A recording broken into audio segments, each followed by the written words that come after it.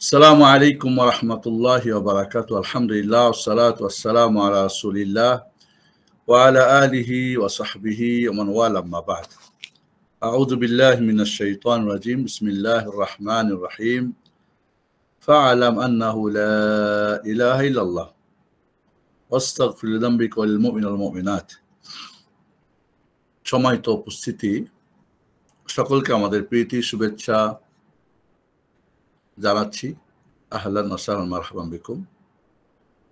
প্রতি সপ্তাহের আমাদের প্রতি মঙ্গলবার বাংলাদেশ টাইম 9টা 15-তে আমরা আকীদা ও মানহাজের উপরে যে কোর্সটা আমরা শুরু করেছি, তার মধ্যে আমরা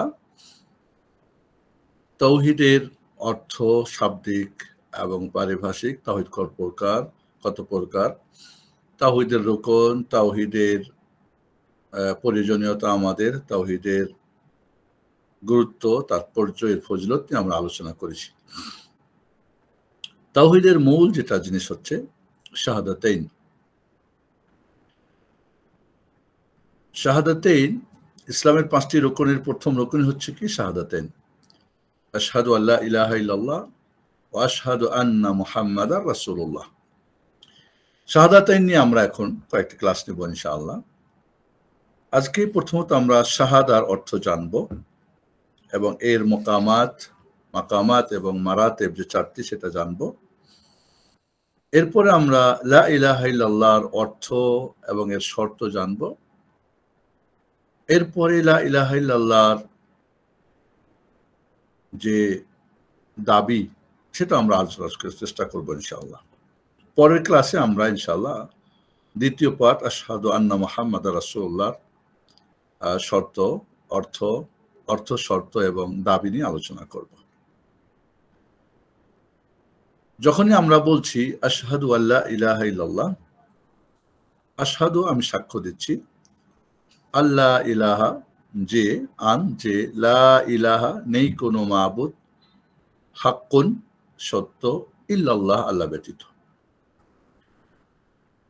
তাহলে এখানে আমরা সাক্ষ্য দিচ্ছি তাওহীদুল ইবাদার, যে আল্লাহ ছাড়া সত্য কোনো মাবুদ নেই, আর যত মাবুদ আছে সবই বাতিল মাবুদ। এই যখন আমরা দিচ্ছি তখন মনে রাখতে হবে যে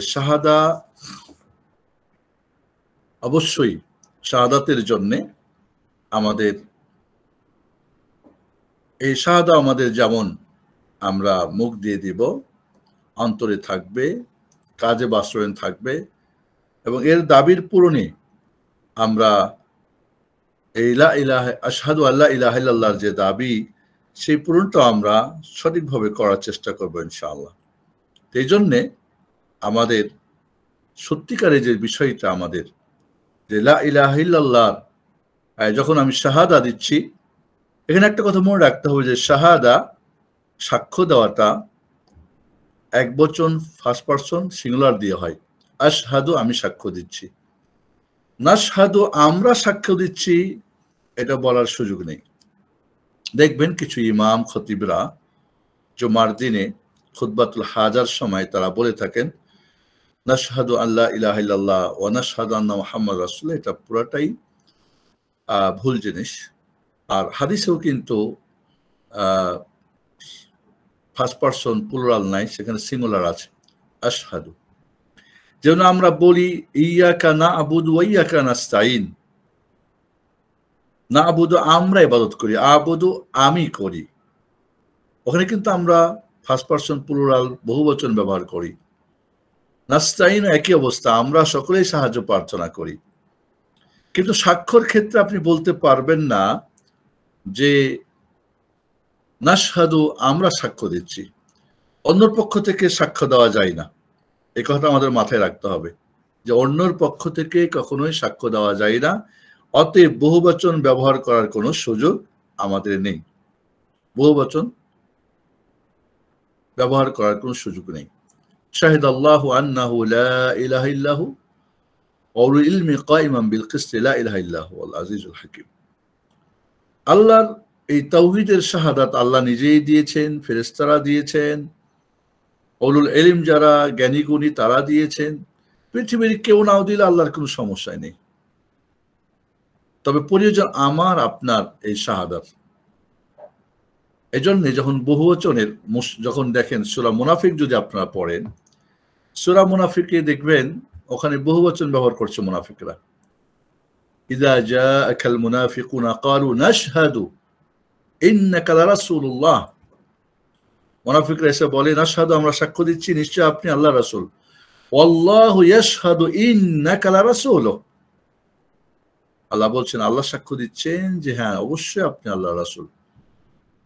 ওয়াল্লাহু ইয়াশহাদু ইন্নাল মুনাফিকিনা লাকাযিবুন। আর আল্লাহ সাক্ষ্য দিচ্ছেন যে মুনাফিকরা মিথ্যুক। তাহলে এখানে একটা কথা মনে রাখতে আমাদেরকে যে সাক্ষ্য কখনো বহুবচন দিয়ে সবার পক্ষ থেকে সাক্ষ্য দেওয়া যায় না। সাক্ষ্য প্রথম আপনি নিজেকে দিতে পারবেন, সবার সাক্ষ্য একসঙ্গে দেওয়ার কোনো সুযোগ নেই। যখন আপনি বলছেন আশহাদু আল্লা ইলাহা ইল্লাল্লাহ, আল্লাহ ছাড়া সত্য কোনো মাবুদ নেই, তখন চারটা জিনিস আপনাকে মনে রাখতে হবে। এই চারটা জিনিসের সমন্বয় না হলে সেই সাক্ষ্যটা মুনাফিকের হবে। এর মধ্যে কপটতা হবে, এর মধ্যে বাইরে এবং ভিতর দুইটা হয়ে যাবে।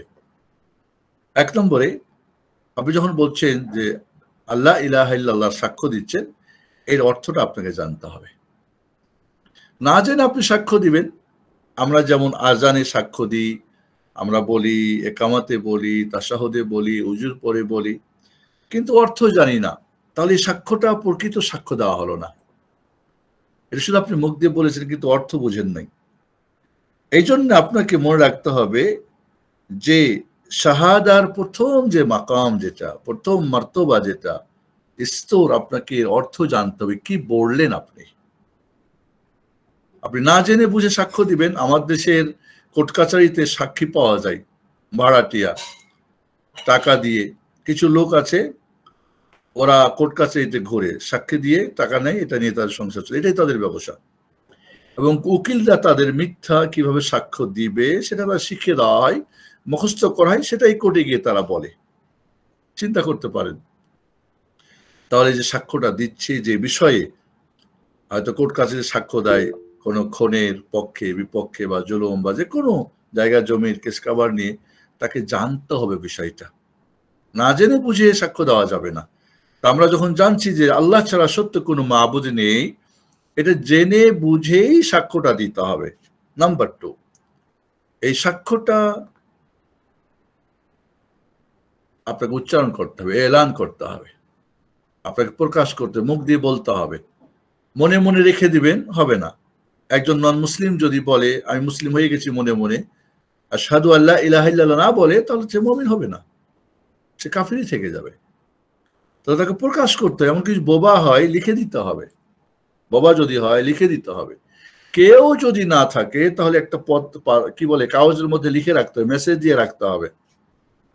তবু তাকে এলান করতে হবে, ঘোষণা করতে হবে যে হ্যাঁ আমি সাক্ষ্য দিচ্ছি আল্লাহ ছাড়া কোনো সত্য মাবুদ নেই, তিনি একত লাহাদাহু লা শারীকা আলি লা শারীক আলা, তার রুবুবিয়াতে তিনি একক, তার আসমা সিফাতে একক, এবং ইবাদত তিনি একমাত্র হকদার। এবং 3 প্রকার তাওহীদের আপোষের সম্পর্কটা নিয়ে আমরা পরে কথাটা বলবো ইনশাআল্লাহ। তো এখানে মনে রাখতে হবে আমাদেরকে যে তাহলে 1 নম্বরে যখন অর্থটা জানলেন, 2 নম্বরে আপনাকে ঘোষণা দিতে হবে, এলান করতে হবে এই সাক্ষ্যটা। বোবা হলে লিখে দিতে হবে, লিখতে হবে, বা আগার ইংরেজিতে বলবে। লিখতে না পারলে, কেউ না থাকলে লিখে রাখবে যে আমি সাক্ষ্য দিচ্ছি আল্লাহ ছাড়া কোনো মাবুদ নেই।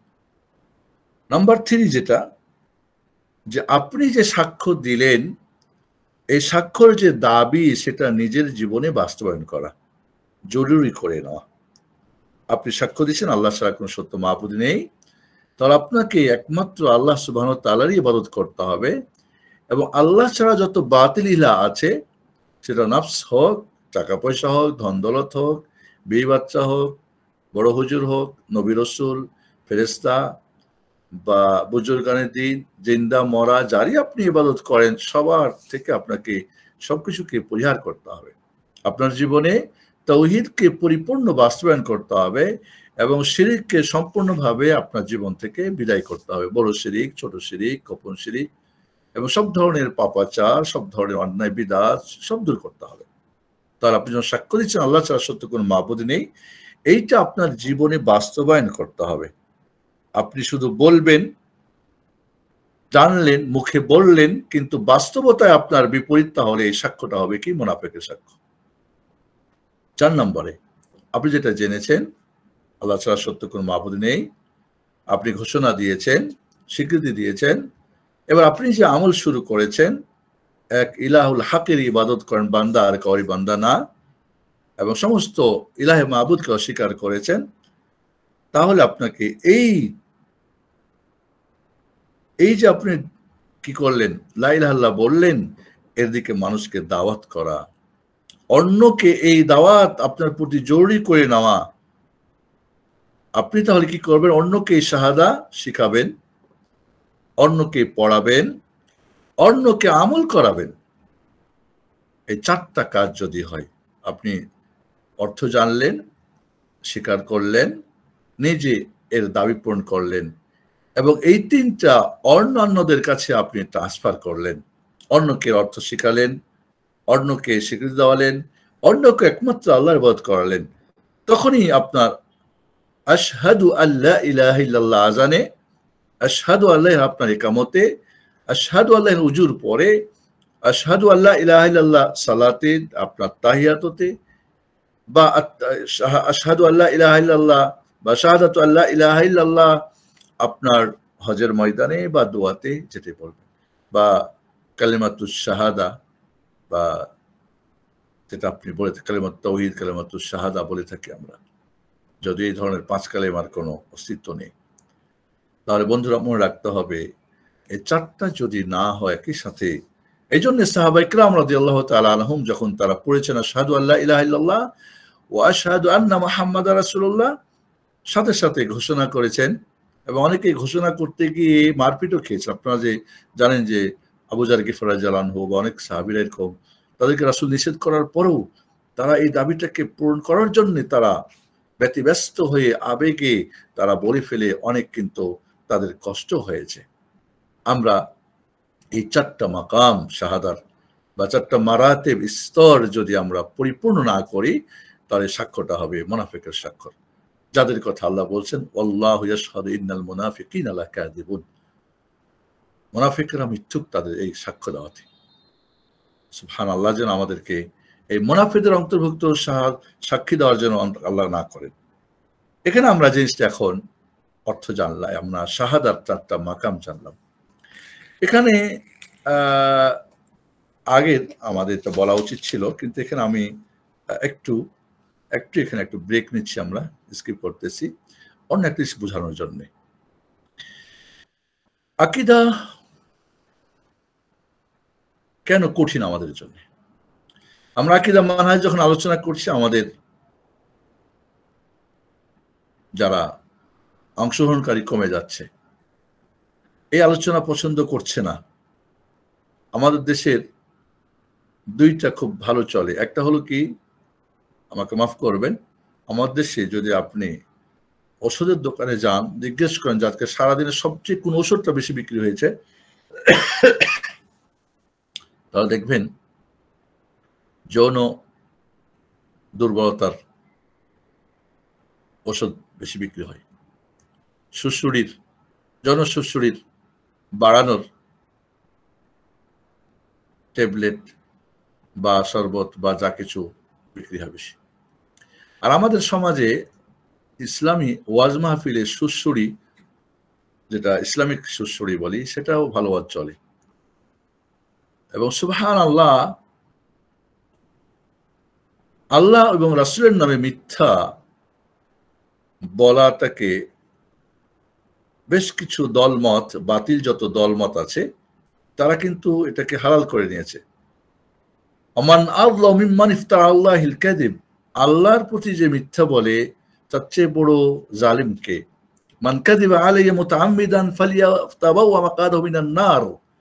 বুখারী মুসলিম হাদিস, রাসূল বলছেন আলাইহিস সালাতু ওয়াস সালাম, যে আমি নবীর নামে জাল মিথ্যা বলে জেনে বুঝে, তার ঠিকানা সে নিজে জাহান্নাম বানায় নেয়।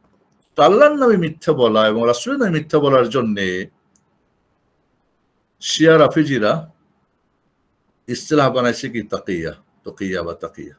এবং দলিল গ্রহণ করছে কোরআন থেকে, ইল্লা আন তাত্তাকু মিনহুম তুকাহ, যদি আল্লাহকে যদি ভয় করো মানুষকে, তাহলে তুকিয়া মানে ভিতরে একটা বাইরে একটা। যেটা মুনাফিকি ছিল, মুনাফিকি যেটা বড় মুনাফিকি, যেটা বড় কুফরি, বড় শিরকের পর্যায়ে ঈমান ধ্বংসের যে মুনাফিকি, এই মুনাফিকিটাকে তারা তুকিয়া বা তাকিয়া নামে তারা হালাল করে নিয়েছে। এবং আল্লাহ এবং রাসূলের সাথে মিথ্যা, সুন্নিদের সাথে মিথ্যা, আহলুস সুন্নাহ জামাতের সাথে মিথ্যা, সালাফি আহলুল হাদিসদের সাথে আহলুল আসার আহলুস সুন্নাহ আনসারুস সুন্নাহদের সাথে মিথ্যা বলার জন্য তারা এটা একটা। এবং তাদের ইসলামের প্রথম রুকন হচ্ছে কি, শাহাদাতাইন, ওদের রুকন নাই, ওদের শাহাদাতাইন রুকন নাই, ওরা কালিমা বলেই চালাই দেয়, বাট ওদের রুকন হচ্ছে কি তাকিয়া। আরেক দল, পণ্ডিত দল আছে, ওরা আল্লাহ এবং রাসূলের নামে মিথ্যা বলার জন্য, আকীদা এবং মানহাজকে ধ্বংস করার জন্য, কোরআন সুন্নাহর নামে মিথ্যা বলার জন্য, অপব্যাখ্যা দেওয়ার জন্য তারাও কিন্তু একটা ইসলামী পরিভাষা গ্রহণ করে নিয়েছেন, সেটা কি হিকমা। এবং তারাও কোরআন থেকে দলিল নিয়েছে, ওয়ামাই ইউতাল হিকমাতা ফাকাদ উতিয়া খাইরান কাসীরা, যাকে হিকমত দেওয়া হয়েছে সে তাকে অনেক কল্যাণ দেওয়া হয়েছে।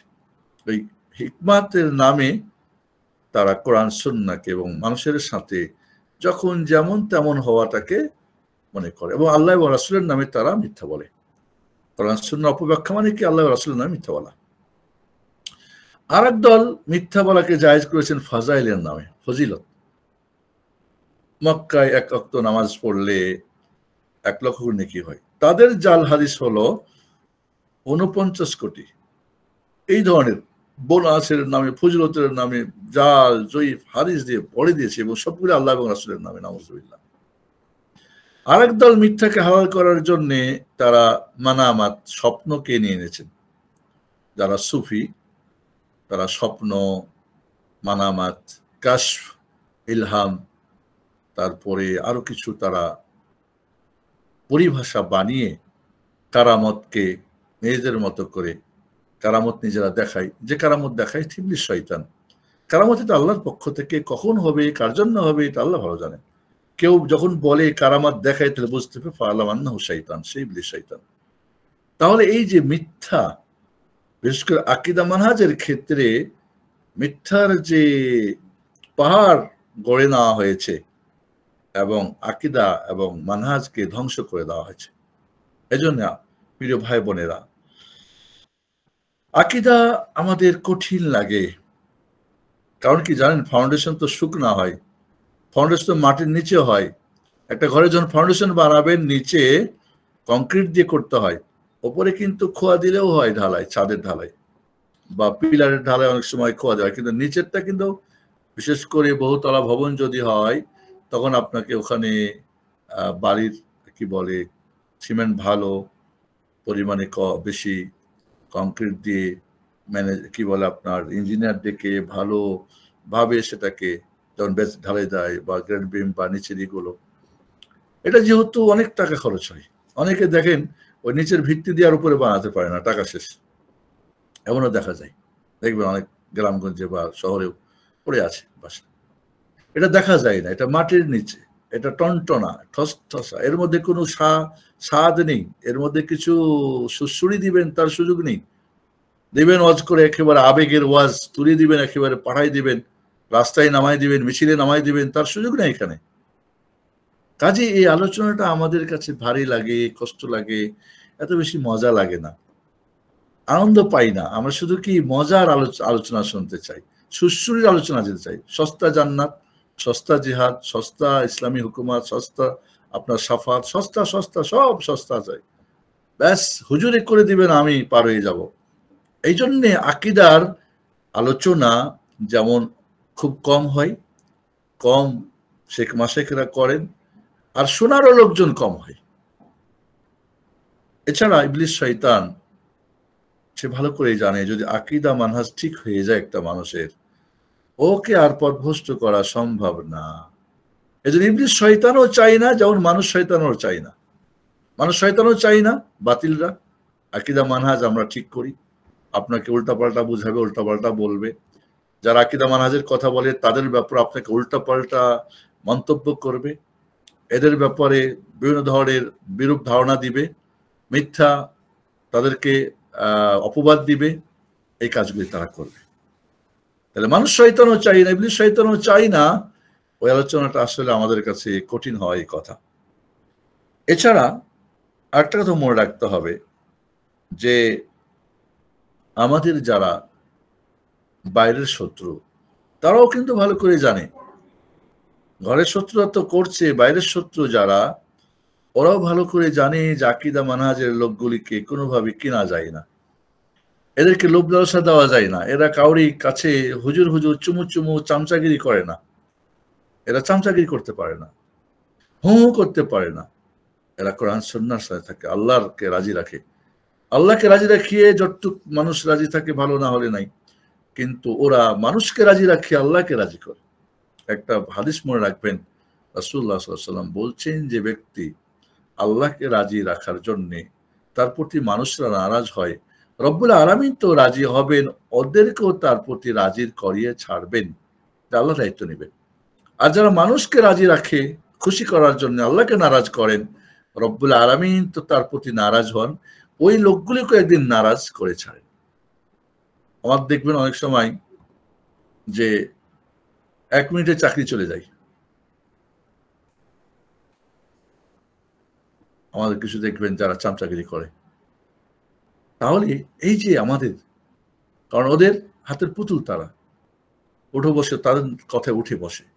এই জন্য বন্ধুরা মনে রাখবেন যে আমাদের আকীদা এবং মানহাজের আলোচনা করা যেমন কঠিন, শোনাও কঠিন, আমাদের ভিউয়ার্সও কঠিন, অংশগ্রহণ করাও কঠিন। তবে মনে রাখতে হবে ফাউন্ডেশন গড়তে পারলেই উপরে ভবন থাকবে, আর এই ভবনে আপনি ডেকোরেশন করতে পারবেন। এখানে আরেকটা কথা আমি বলে রাখি, যেহেতু কথাটা আসলো, আকীদা ধ্বংসের 4টা কারণ আছে, খেয়াল রাখেন। আকীদা মানহাজের ধ্বংসের 4টি কারণ। নাম্বার 1, বাদশাহ নুরউদ্দিন 600 হিজরির মানুষ, 511 হিজরিতে জন্ম তার। বাদশাহ নুরউদ্দিন জিংকি বা জাংকি, সে বা তিনি এবং তার সাথে শিয়া রাফেজিরা বেশ একটা আতাত ছিল তাদের আসা যাওয়া, এবং এরা সব সময় ইহুদিদের সবচেয়ে বড় হাতিয়ার আমাদের ঘরকে নষ্ট করার জন্য শিয়া রাফেজিরা, এদেরকে সবসময় ওরা ব্যবহার করেছে। এরা হলো কি ইহুদিদের মানে হেমারুল ইহুদ বলা হয়, ইহুদিদের হেমার গাধা, এদের পিঠে চড়ে তারা শিকার করে আমাদেরকে ধ্বংস করে, ইসলাম মুসলমানকে ধ্বংস করে। তো এই শিয়া রাফিজদের সঙ্গে যাদের সম্পর্ক, ইরানের সঙ্গে যাদের ভালোবাসা আতাত, তুর্কি সুফিদের সাথে যাদের আতাত, তারা সব যুগেই কখনোই এই সহিহ আকীদা মানহাজের মানুষকে বরদাস্ত করতে পারে না। তো আকীদা ধ্বংসের মূল কারণ ছিল কি, বাদশাহ নুরউদ্দিনের যুগে অন্যান্য ধর্মের আকীদাকে কি করা হয়, ইসলামের মধ্যে অনুপ্রবেশ ঘটানো হয়। ইহুদি, খ্রিস্টান, বৌদ্ধ, হিন্দু আরো যা ছিল সব কিছু মিলে আর ইসলামের মিলে একটা আকীদা বানানো হয়, যেটা সুফি মাযহাব তৈরি, সুফি আকীদা তৈরি হয়। মিক্সড ইহুদি, খ্রিস্টান, হিন্দু, বৌদ্ধ, ইসলাম সব মিলে খিচুড়ি মার্কা একটা আকীদা তৈরি হয়।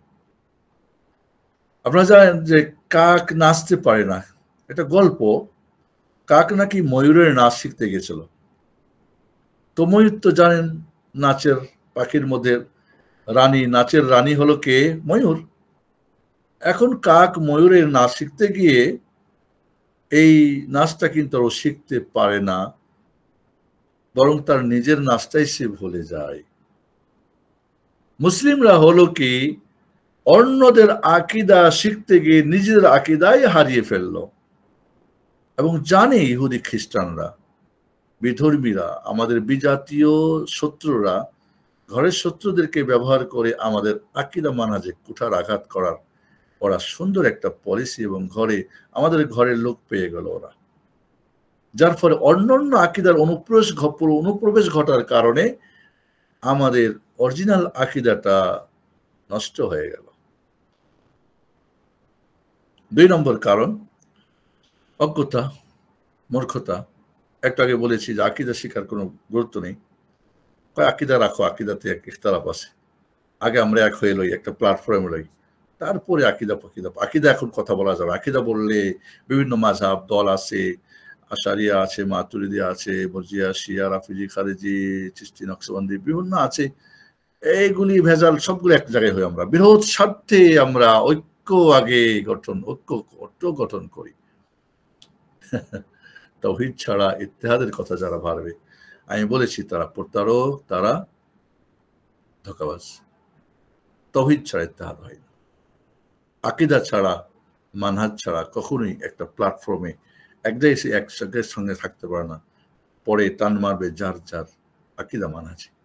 এই জন্য প্রিয় ভাই বোনেরা, মূর্খতা, অজ্ঞতা, যেটা ফরজে আইন ছিল শিখা, এবং আকীদার ব্যাপারে কোনো অজ্ঞতা গ্রহণযোগ্য নয়।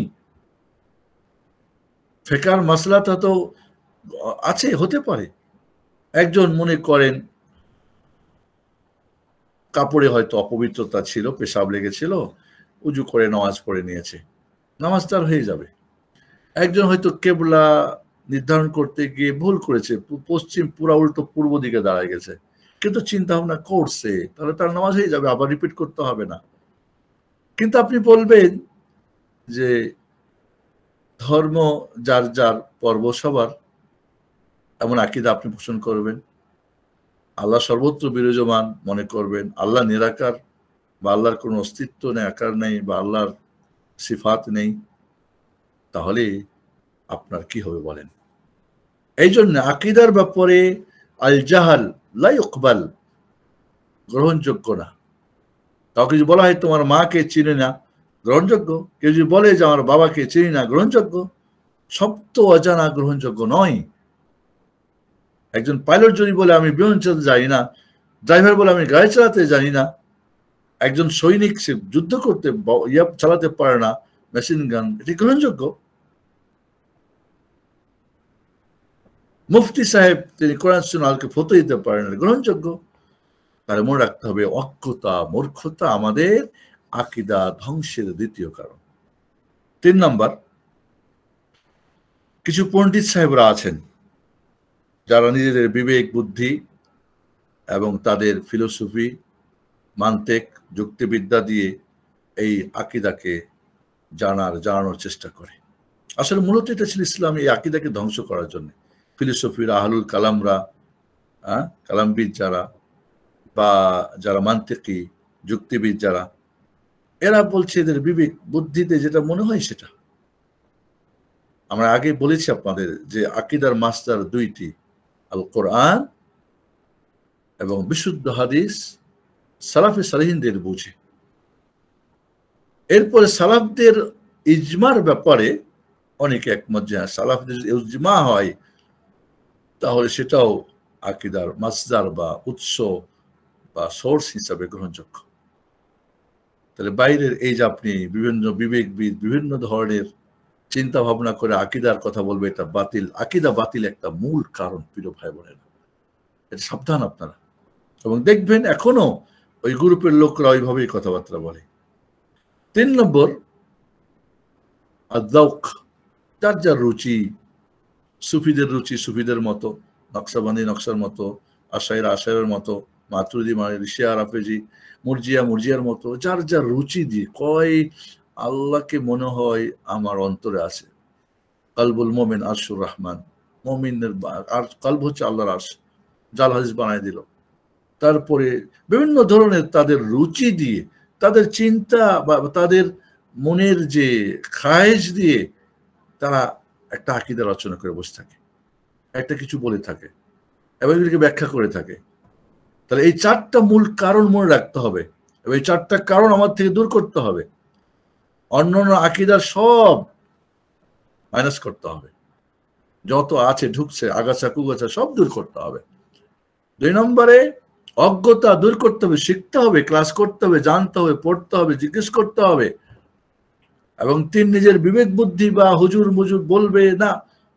যেরকম এর আগে একদিন প্রশ্ন করছিলেন যে হুজুর বলছেন যে এমন কিছু আছে যেটা তকদিরে নাই কিন্তু এটা মানুষ করে, চিন্তা করছেন, তার বিবেক, তার রুচি এই ধরনের। তাহলে বিবেকবিদ যারা, রুচিবিদ যারা, এদেরও থেকে আকীদা নেওয়া যাবে না, এদের কথা শোনা যাবে না।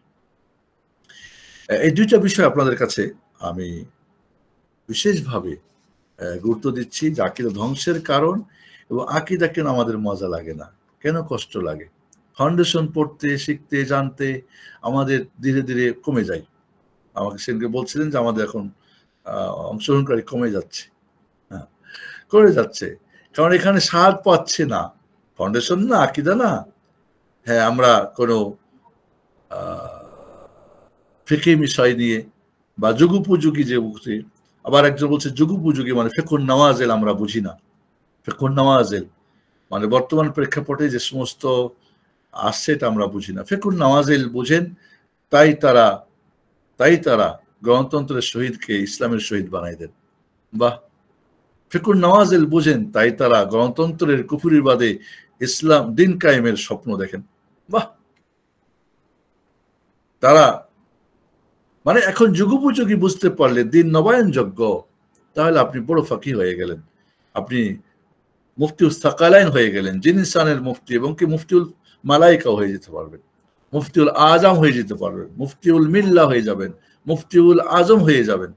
বাহ। কোরআন সুন্নাহ বাদ দিয়ে তো যা ইচ্ছা তাই বলা যায়। আমাদের তো মুখে লাগাম, কোনোভাবেই আমরা ডানে বামে বলতে পারি না, বাট ওরা তো সবকিছু বলতে পারে। তো উনি তো বড় ফিকহুন নওয়াজিল, যুগোপযোগী, আপদ বিপদ যেগুলো আমাদের আসতেছে, আকস্মিক যে মাসালাগুলো, কোথায় কি হবে, অনেক বড় পণ্ডিত। সুবহানাল্লাহিল আযীম। তাহলে বন্ধুরা আমরা ফিরে যাই, এই কথাগুলি গুরুত্বপূর্ণ, আমাদের মনে রাখতে হবে আকীদার ক্ষেত্রে, না হলে আপনাকে ধ্বংস করে ফেলবে, আপনার ফাউন্ডেশন শেষ করে ফেলবে। এবং বলেছিলাম গত ক্লাসে যে যদি আপনার আকীদা মানহাজ ঠিক থাকে, তাওহীদুল ইবাদা আশহাদু আল্লা ইলাহা ইল্লাল্লাহ এবং তাওহীদুর রাসূল আশহাদু আন্না রাসূলুল্লাহ, আপনি জান্নাত যাবেন। জান্নাত যাবেন, প্রথমে বা পরে যাবেনই ইনশাআল্লাহ। আর আমল যেগুলো, যে সমস্ত আমলগুলো ত্যাগ করলে কুফরি পর্যায়ের না, এমন আমল যদি কেউ না করতে পারে, তাহলে কি হবে, সে হয়তো তার জান্নাতের স্তরটা হয়তো কম বেশ হবে। যে বেশ ভালো করবে সেটা উপরে যাবে, যে কম করবে নিচে থাকবে। কিন্তু আকীদা মানহাজি শাহাদাতাইন ঠিক নাই, তাতে জান্নাতের কোনো সুযোগই নেই। এই জিনিসটা আমাদের মনে রাখতে হবে। আমরা চলুন আমরা লা ইলাহা ইল্লাল্লাহ আশহাদু আল্লা ইলাহা ইল্লাল্লাহ, আমরা তাহলে লা ইলাহা ইল্লাহ শাহাদার আমরা 4টা মাকাম বা 4টা মারাতেব বা স্তর আমরা জেনেছি, এবং আকীদা ধ্বংসের কারণ জানলাম 4টি, আর আকীদা কেন কঠিন তারও কারণ 4টা আমরা জেনেছি আমরা। এখন আমরা যাব লা ইলাহা ইল্লাল্লাহর অর্থ।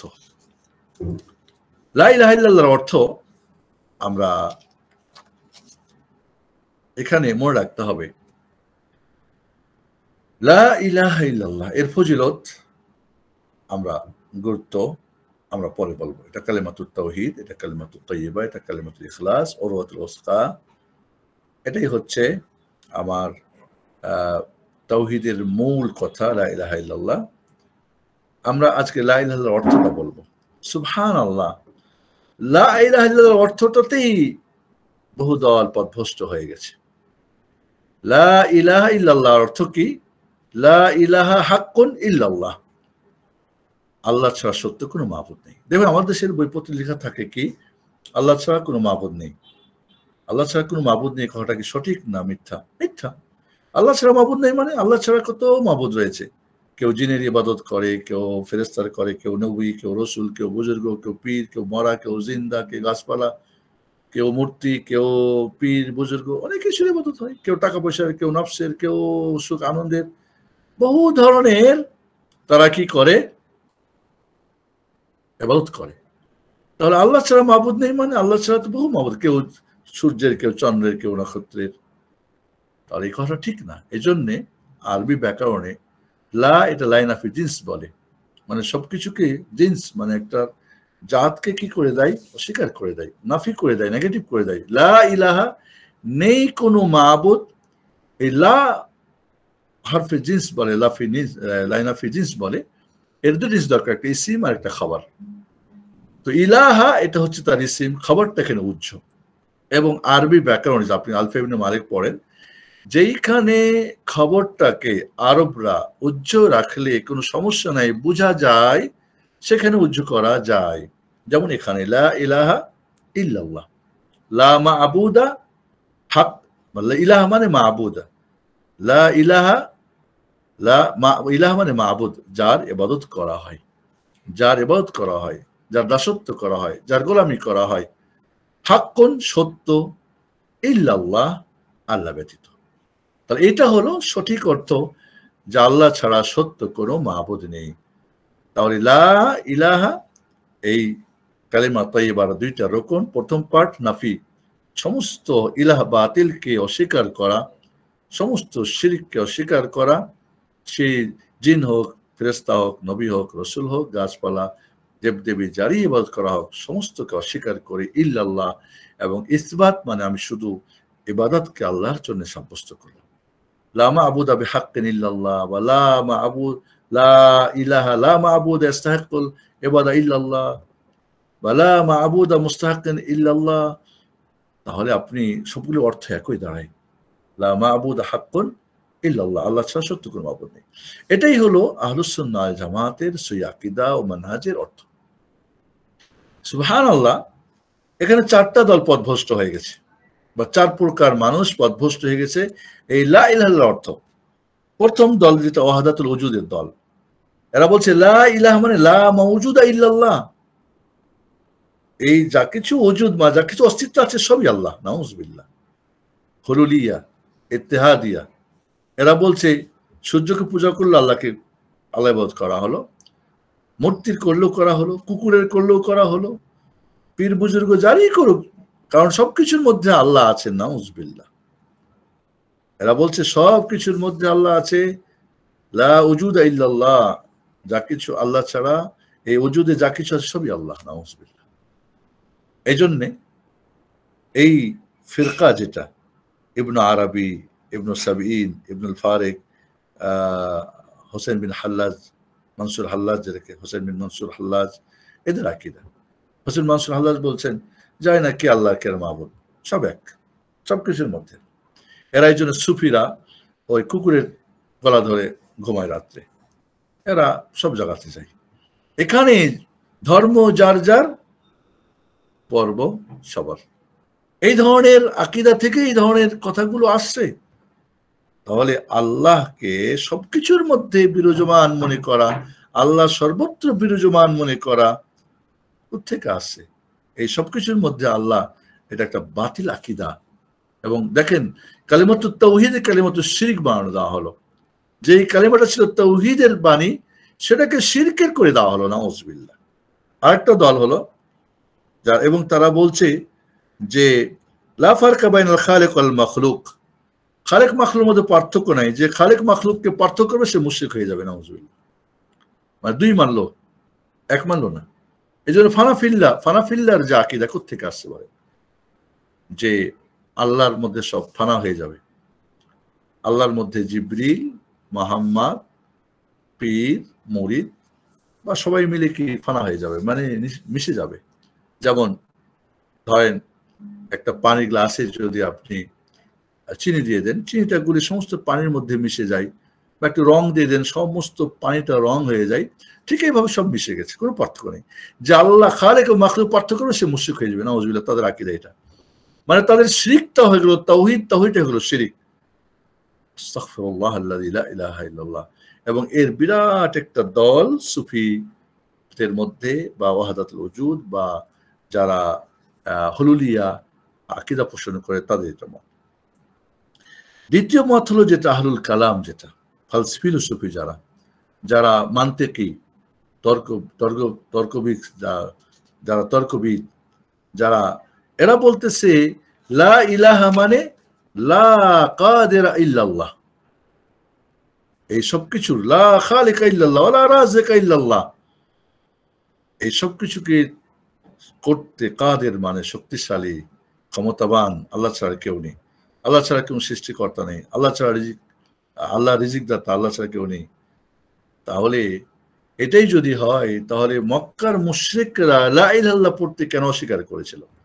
এবং আশ্চর্যের বিষয় আবু জাহল আবু লাহাবরা লা ইলাহার অর্থ বুঝেছিল, আর এখনকার এই ধরনের মুসলিমরা লা ইলাহার অর্থ বুঝে নাই। লা হাওলা ওয়ালা কুওয়াতা ইল্লা বিল্লাহ। ওয়া ইন সাআলতা মান খালাকাস সামাওয়াতি ওয়াল আরদ ওয়া ইন সাআলতাহুম মান খালাকাস সামাওয়াতি ওয়াল আরদ ফায়াকুলুন্না আল্লাহ। মক্কার কাফের মুশরিকরা তার রুবুবিয়তকে মানতো। ইলাহ হলো তাওহীদুল ইলাহ। তাওহীদকে আমরা তিন ভাগ করেছি আগে, ঠিক না? তাওহীদুল উলুহিয়া, তাওহীদুল আসমা সিফাত, তাওহীদুল রুবুবিয়্যাহ। তো ইলাহ হচ্ছে কি তাওহীদুল উলুহিয়ার কথা, এরা এখন ব্যাখ্যা করছে কি তাওহীদুল রুবুবিয়্যাহ দিয়ে। এবং এদের সাথে জাহমিয়ারা, মুতাজিলারা, আশআরিয়া, মাতুরিদিয়ারা, এদের সবারই মোটামুটি কাছাকাছি।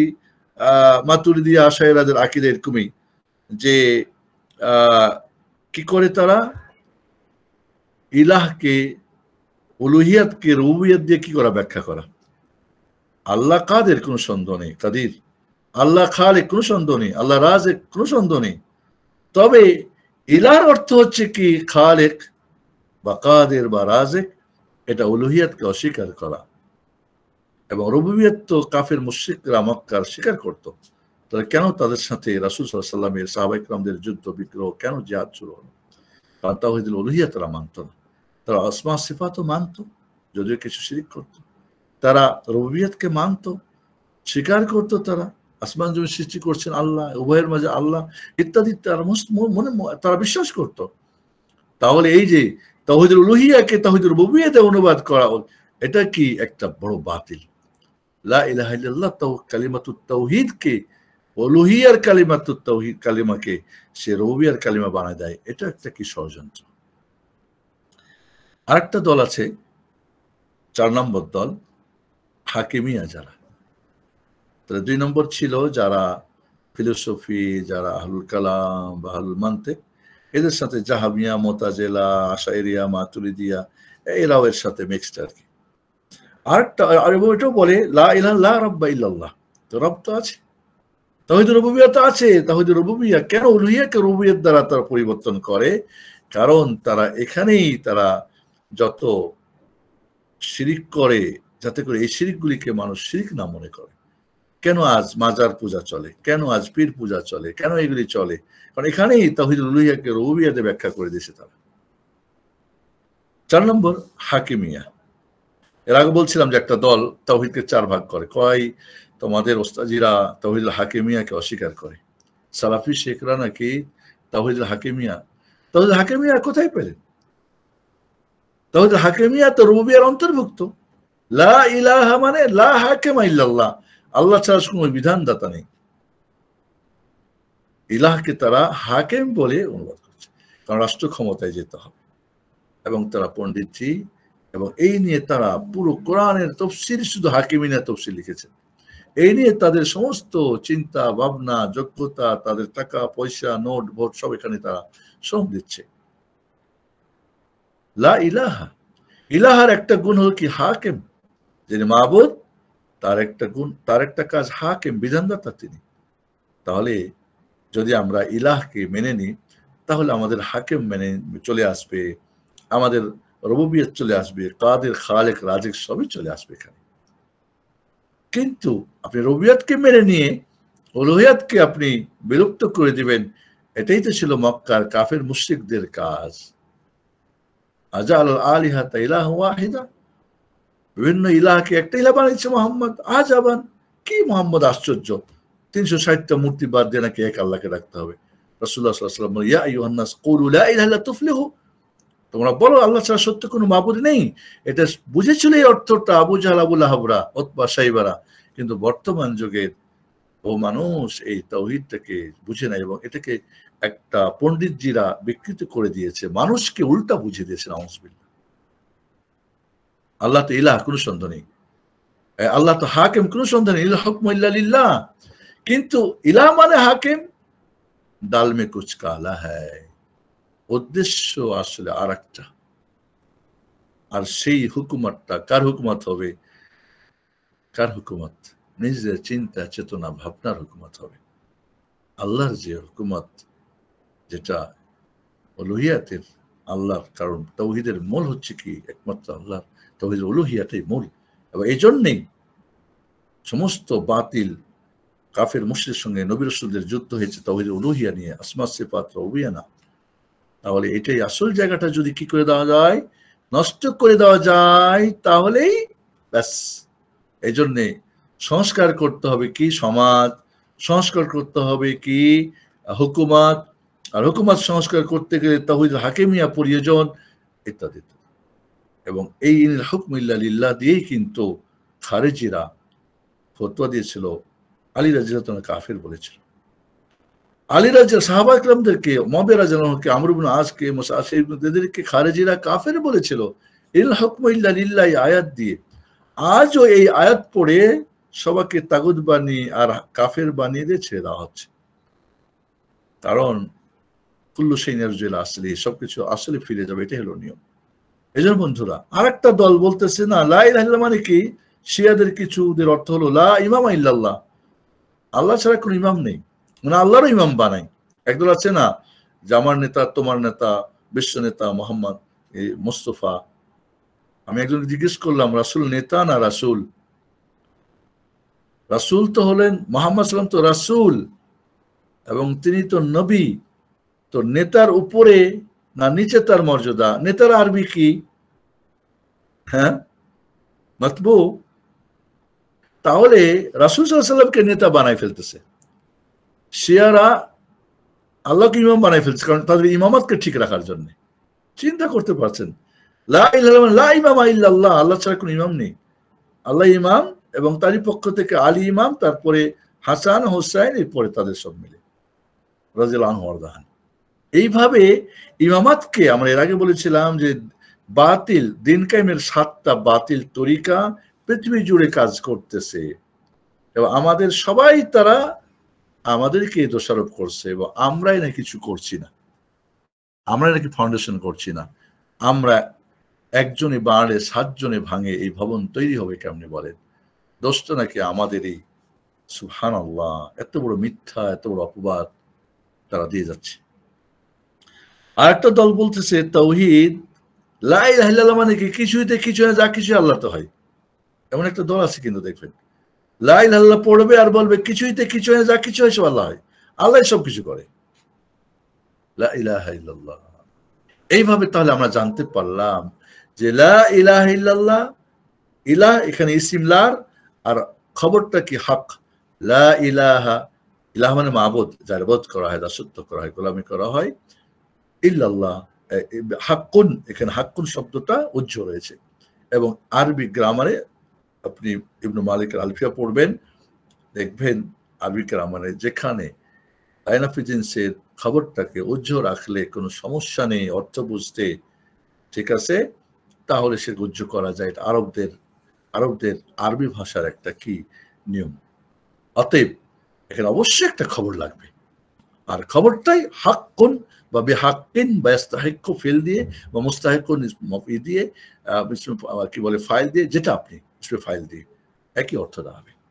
তাহলে আমরা যখন এটা ঠিক করে নিব যে আল্লাহ ছাড়া সত্য কোনো মাবুদ নেই, এটাকে রব দিয়ে, খালেক দিয়ে, রাজ্জাক দিয়ে, একে হাকেম দিয়ে বা ইমাম দিয়ে ব্যাখ্যা করা পুরা বাতিল। আর এই জন্য বন্ধুরা বুঝতে পারলেন যে তাওহীদি কালিমাকে কিভাবে শিরকের কালিমা বানানো হয়েছে, এবং কিভাবে উলুহিয়ার কালিমাকে কিভাবে রুবুবিয়ত বানিয়েছে। তাদের কত বড় ছালচতুরি, এবং এর ফাঁকেই, এর মাঝেই তাদের স্বার্থ হাসিলের চেষ্টা তারা করে থাকে।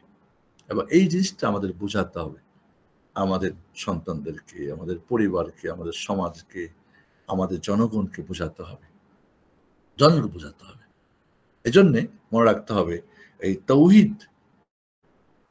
তাওহীদি কালিমা লা ইলাহা ইল্লাল্লাহর অপব্যাখ্যা করে যেন আমরা পুরো জাতিকে ধ্বংস করে দিচ্ছি। নাউযুবিল্লাহ। বন্ধুরা, এখানে একটা কথা আপনাদের খুবই জরুরি, যে 3 প্রকার তাওহীদের যে আপোষের সম্পর্কটা, এই সম্পর্কটা কি মুলাজামা, মুতাদাম্মিনা, মানে আলাকা, তালাজুম, মুতাদাম্মিন, বাকি আলাকা, মুলাজামা, মুতাদাম্মিনা, শামুলিয়া। তাওহীদের রুবুবিয়া মুলাজিম মানে কি? তাওহীদুর রুবুবিয়্যাহ তাওহীদুল উলুহিয়্যাহকে লাজিম করে দেয়। যখন তাওহীদুর রুবুবিয়্যাহ মেনে নিলেন যে আপনার জীবনের যা কিছু ঘটে গেছে, ঘটছে, ঘটবে বা এই জিনিসগুলি আল্লাহর কাজের ফল, আল্লাহর কাজে আল্লাহ এক, এটা আপনি সাব্যস্ত করে নেবেন, তখন আপনাকে বাধ্য হতে হবে যে তাই তাহলে আমার ইবাদতের হকদার হবে। এজন্য বলা হয় তাওহীদুল রুবুবিয়্যাহ তাওহীদুল উলুহিয়্যাহকে কি করে দেয়? মুলাজিম করে দেয়, জরুরি করে দেয়। আর তাওহীদুল উলুহিয়্যাহ মুতাদাম্মিন মুতাদাম্মিন আল উলুহিয়্যাহ আর রুবুবিয়্যাহ। যখন আপনি তাওহীদুল উলুহিয়্যাহ মেনে নিচ্ছেন, এর মাঝে রুবুবিয়্যাত মান থাকতেই হবে। কারণ আপনি যার ইবাদত করছেন, অবশ্যই যার ইবাদত করছেন তিনি অবশ্যই আপনার রব হতে হবে। আপনি তার ইবাদত করবেন, কেন করবেন? কারণ তিনি আপনার সবকিছু সরবরাহ করেন। আর তাওহীদ আসমা সিফাত শুমুলিয়াহ, আলাকা শুমুলিয়াহ, আল্লাহর নামে গুণে বৈশিষ্ট্য আল্লাহ এক, এটা তাওহীদ উলুহিয়্যাহ এবং রুবুবিয়্যাহ কি করে? শামিল করে। আসমা সিফাত যখন মেনে নিচ্ছেন যে আল্লাহর নামে গুণে বৈশিষ্ট্যে আল্লাহ একক এবং তার যে সমস্ত নাম গুণ কোরআন এবং সহিহ হাদিসে সেটাকে সাব্যস্ত করতে হবে, কোনো ধরনের বিকৃতি, অর্থ বিপ্লবতি বা কোনো ধরন বা কোনো নিয়ম বা কিছু সাদৃশ্য করা যাবে না।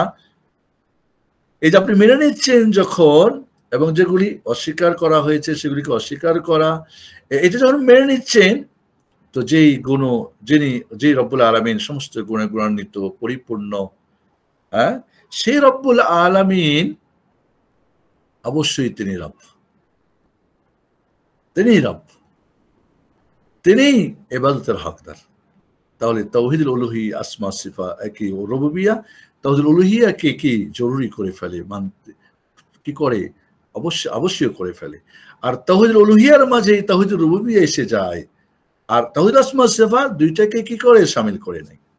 তাহলে এই যে আপনি যখন তাওহীদুল উলুহিয়্যাহ বলছেন লা মাবুদা বিহাক্কিন, এখানে রব রুবুবিয়্যাহ চলে আসতেছে, তিনি কাদের, তিনি রব, তিনি খালিক, তিনি রাজিক, তিনি হাকিম, সবকিছুই চলে আসতেছে সেখানে।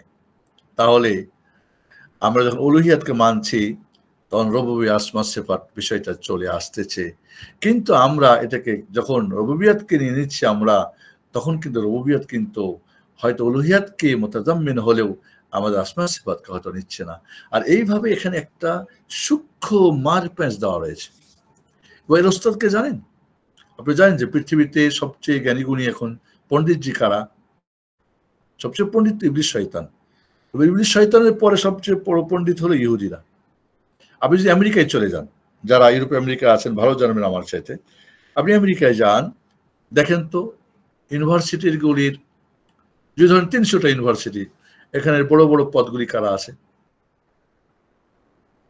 এখানে মেন সাবজেক্টগুলি কারা পড়ায়? ইহুদিরা। তাহলে ইহুদিরা তারা বিবেক খাটায়, ইসলাম মুসলমানকে ধ্বংস করে নিজেরা প্রভুত্ব খাটাবে। কিন্তু তাদের এই লাইনটা, ইসলামকে যদি আপনি সঠিক বুঝতে পারেন আপনি ধরে ফেলবেন, না হলে আপনি তো গডালিকে ঘামাস ফেলবেন।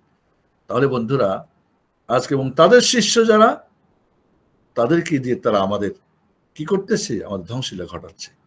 এই জন্যে আমি আপনাদেরকে বলবো যে আল্লাহ সুবহানাহু ওয়া তাআলার কাছে আমরা আলহামদুলিল্লাহ শুকরিয়া করি, রব্বুল আলামিন তুমি আমাদের আশহাদু আল্লা ইলাহা ইল্লাল্লাহ অর্থ, এই যে মাকামাতগুলি, মারাতিবগুলি আমরা শিখতে পেরেছি, আমরা লা ইলাহা ইল্লাল্লাহর প্রকৃত সত্য অর্থ জানতে পেরেছি, এবং বাতিল অর্থগুলো আমরা জানতে পারলাম, এবং আকীদা ধ্বংসের কারণ জানলাম, আকীদা কেন আমাদের মজা লাগে না সেটাও জানলাম।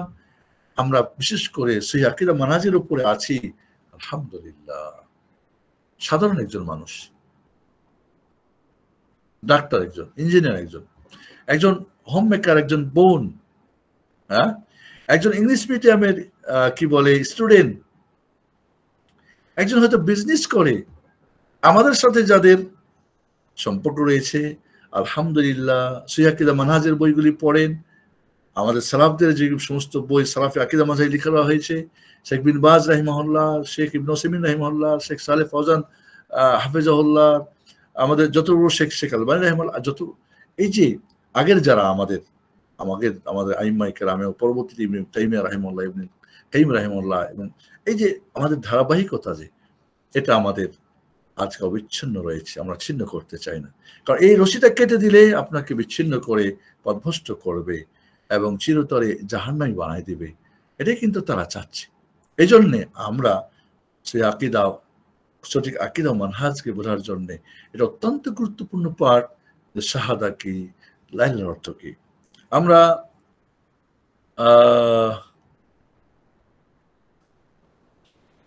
আমরা কি একটু সামনে আগাবো?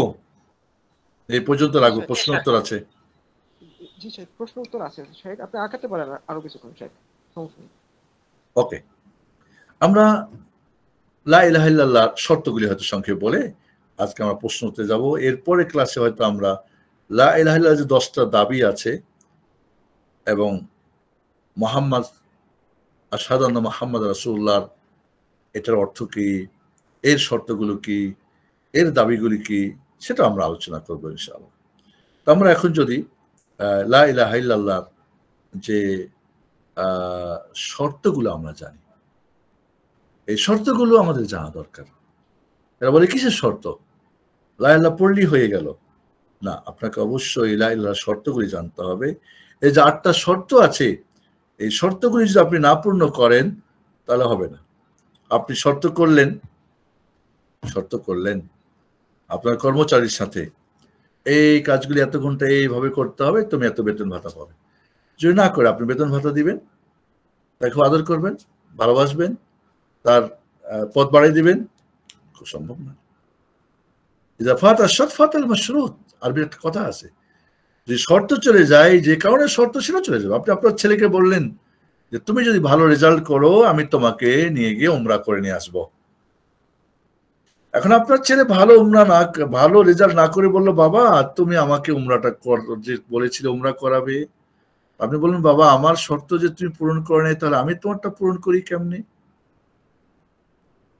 আপনি হয়তো আপনার হাজবেন্ডকে শর্ত দিবেন, আপনার ওয়াইফকে দিবেন, ছেলে মেয়েকে দিবেন, কর্মচারীকে দিবেন। তাহলে শর্ত যদি পূরণ না হয় তাহলে যেই জন্য শর্ত সেটাও হবে না।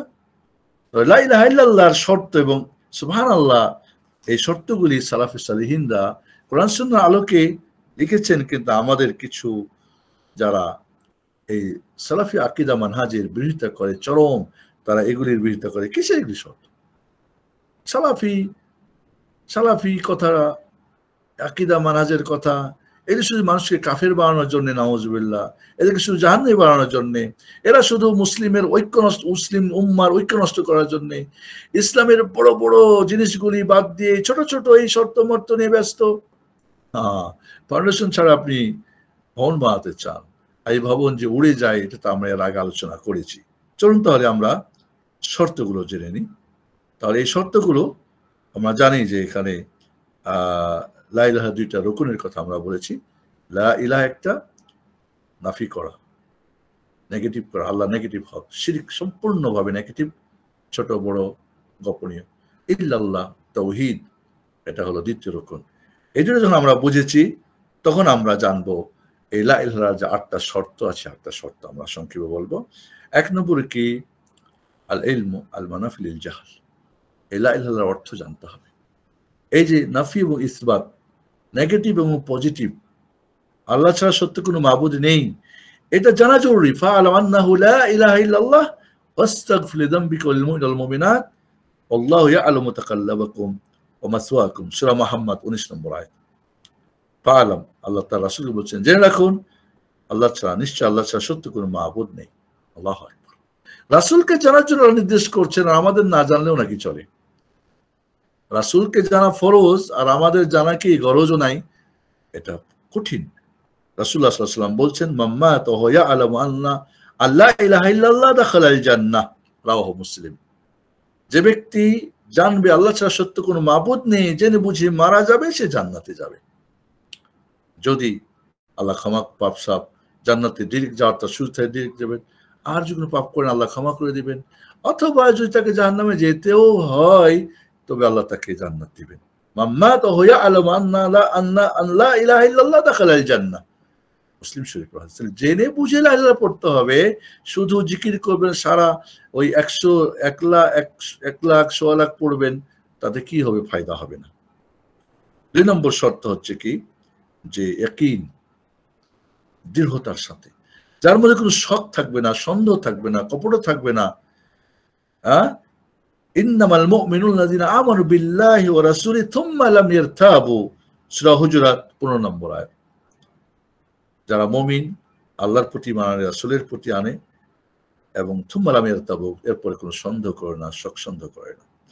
এই জন্যে রাসূলুল্লাহ সাল্লাল্লাহু আলাইহি ওয়াসাল্লাম বলছেন, আশহাদু আল্লা ক্বালা রাসূল আশহাদু আল্লা ইলাহা ইল্লাল্লাহ ওয়া আন্নী রাসূলুল্লাহ লা ইয়ালকাল্লাহা বিহিমা আবদুন গায়রু শাক্কিন ফীহিমা ইল্লা দাখালাল জান্নাহ। এটা রাহুল মুসলিম।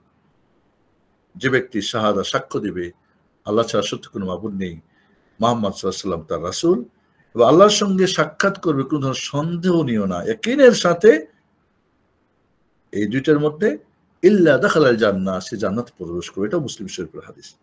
তাহলে আমরা আমাদের অনুবর্ণ আছে কি, মুস্তাইকিনান বিহা কালবু, তার অন্তরের মধ্যে দৃঢ়তার সাথে সে পড়বে। এটা মুসলিমের হাদিস। তাহলে ইয়াকিন থাকতে হবে। প্রথমে ইলম, জ্ঞান থাকতে হবে। দ্বিতীয় ইয়াকিন, দৃঢ় থাকতে হবে, যার মধ্যে কোনো সন্দেহ থাকবে না। 3 নম্বর ইখলাস। ইখলাস এর শিরকের বিপরীত।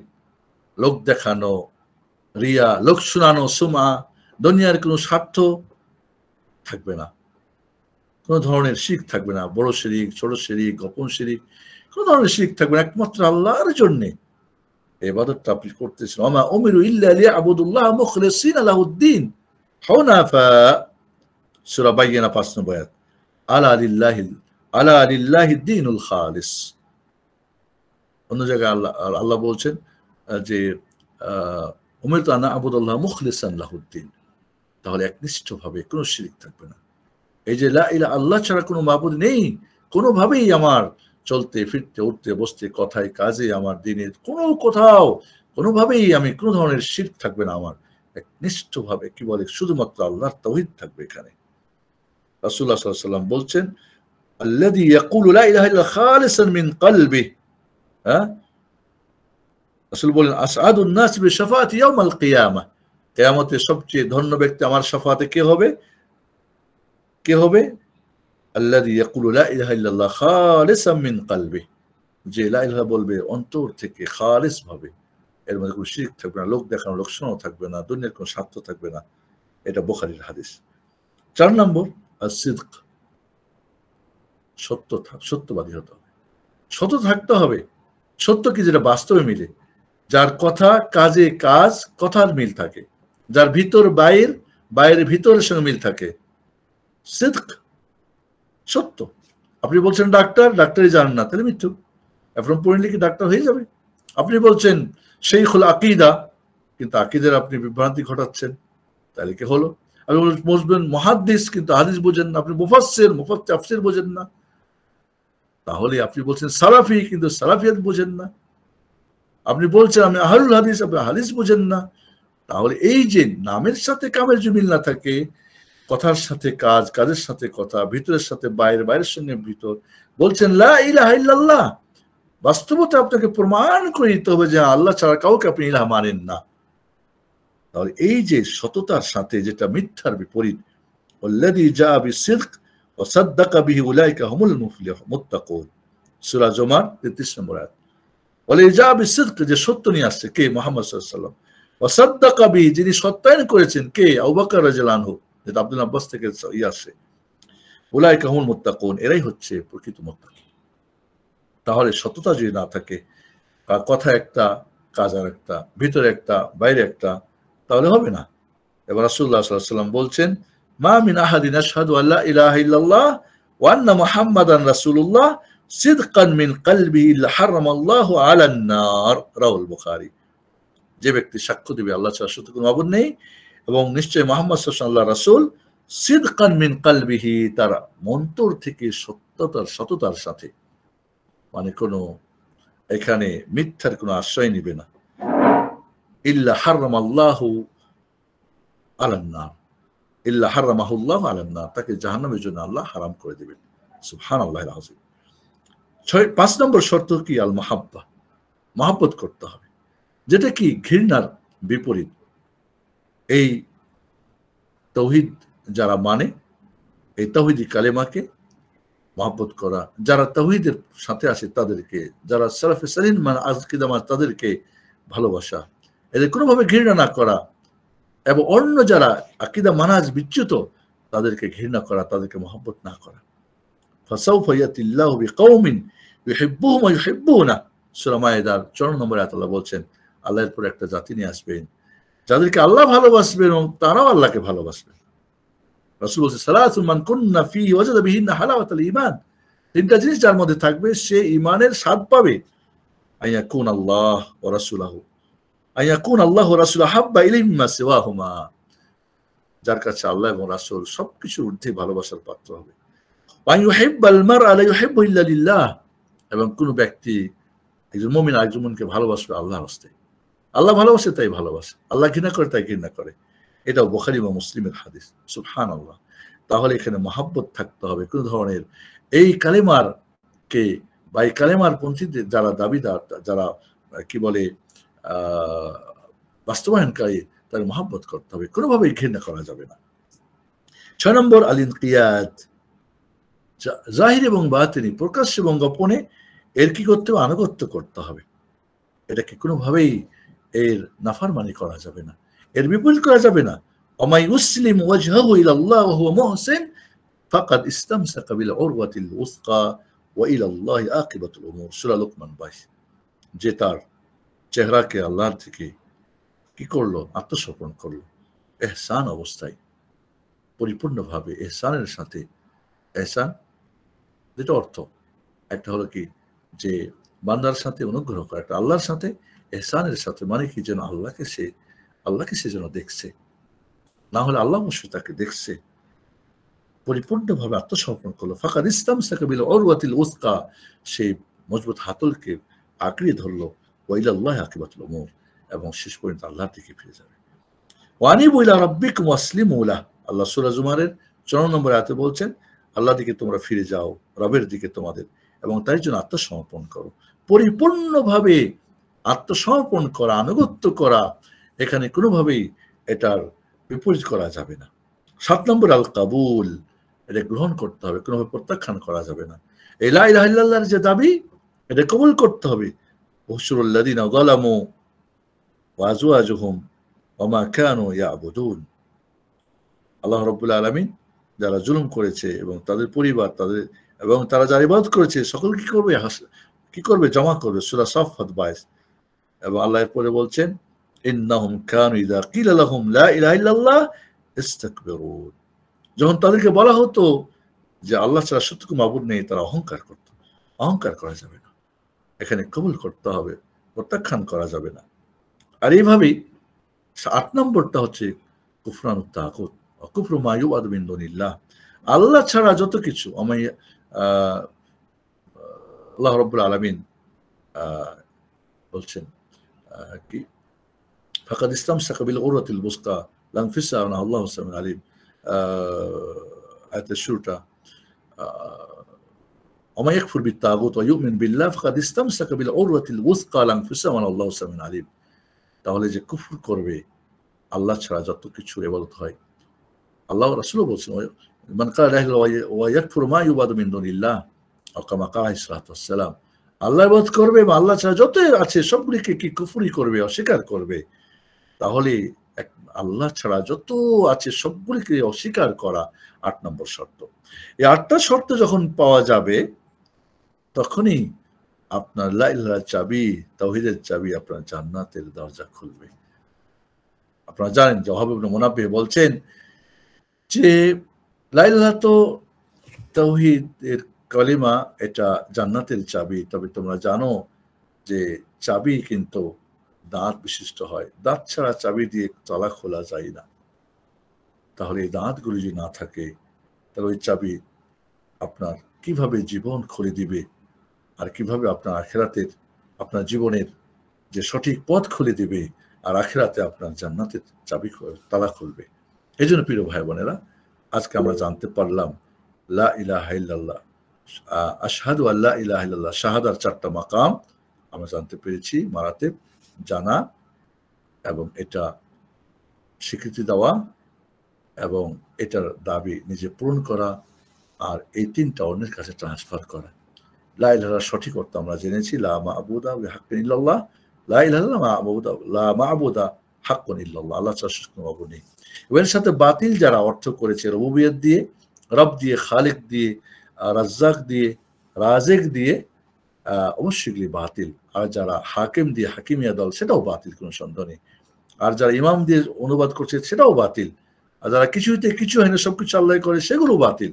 তাহলে এই যে বাতিল এবং তাওহীদের কালেমাকে শিরকি কালেমা কিভাবে বানিয়েছে সেটা আমাদের, এবং লা ওজুদা ইল্লাল্লাহ যারা বলছে সবকিছু আল্লাহ, নাউজুবিল্লাহ, এই ধরনের আমরা বাতিল জানতাম।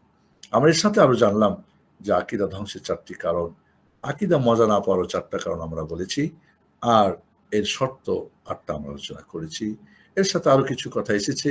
আশা করব এই বেসিক আলোচনাগুলি, আকীদা এই বেসিক জিনিসগুলি জানা আমাদের প্রতি ফরজ আইন, জানতে হবে।